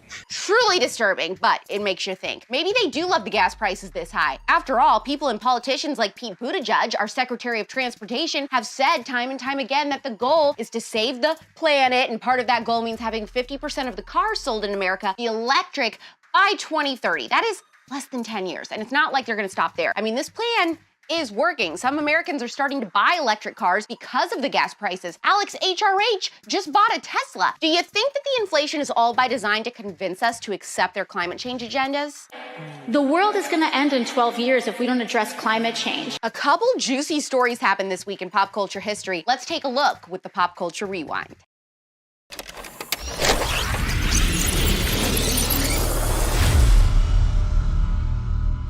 This week in 1992, the Nickelodeon time capsule was buried at Nickelodeon Studios in Orlando, Florida. I will always be so sad that I never got to visit Nickelodeon Studios before it closed down in 2005. Dr. Emmett Brown from the Future Institute of Technology here at Universal Studios in Florida.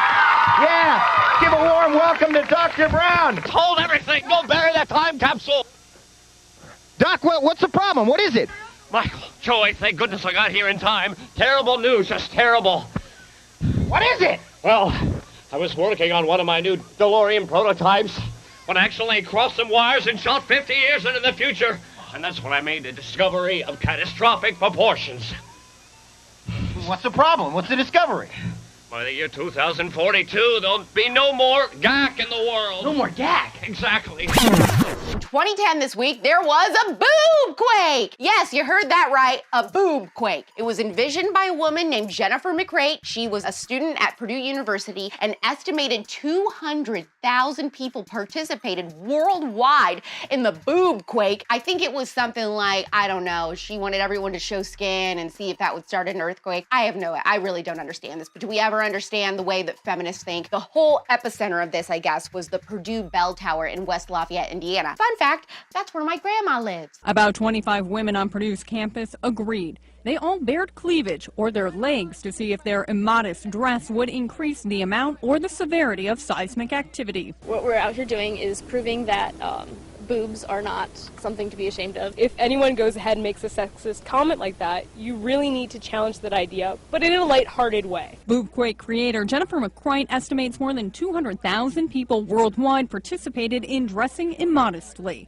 If boobquake happened today, the left would probably lose its mind. They'd have to call it something even dumber like chestquake, which just sounds like a type of oatmeal. Girl, you're thicker than a bowl of oatmeal.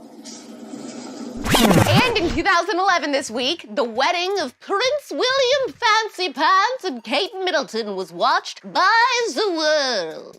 I'm not half, I'm whole now with your love.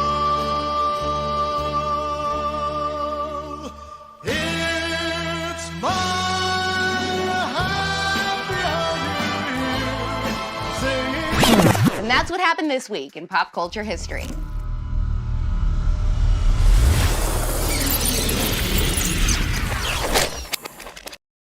Guess what? It's Thursday! That means a brand new episode of The Spillover comes out at 9 p.m. Pacific, midnight Eastern. Your hint is this. I interview a survivor who lived through something that changed America forever, and the something that they lived through happened in the month of April in pop culture history. It was actually in a Pop Culture Rewind this month. Any guesses? Don't forget to heart this episode or thumbs it up. Let me know your experience with mental health issues or personality disorders. DM this episode to your hair girl because of that clip in the beginning. She will understand the pain I talked about, and hit the save button. We're back tomorrow at 4 p.m. Eastern, 1 p.m. Pacific. It's pop culture without the propaganda every single day. I'm Alex Clark, and this is Poplitics. Clearly, Poplitics is best served visually, but you can also listen to Poplitics if you just want the audio. Subscribe to us anywhere you get your podcasts: Apple, Spotify, iHeart, TuneIn, and more. Also, make sure that if you are listening to the podcast version, you leave us a 5-star review. And don't forget, subscribe to Poplitics on YouTube.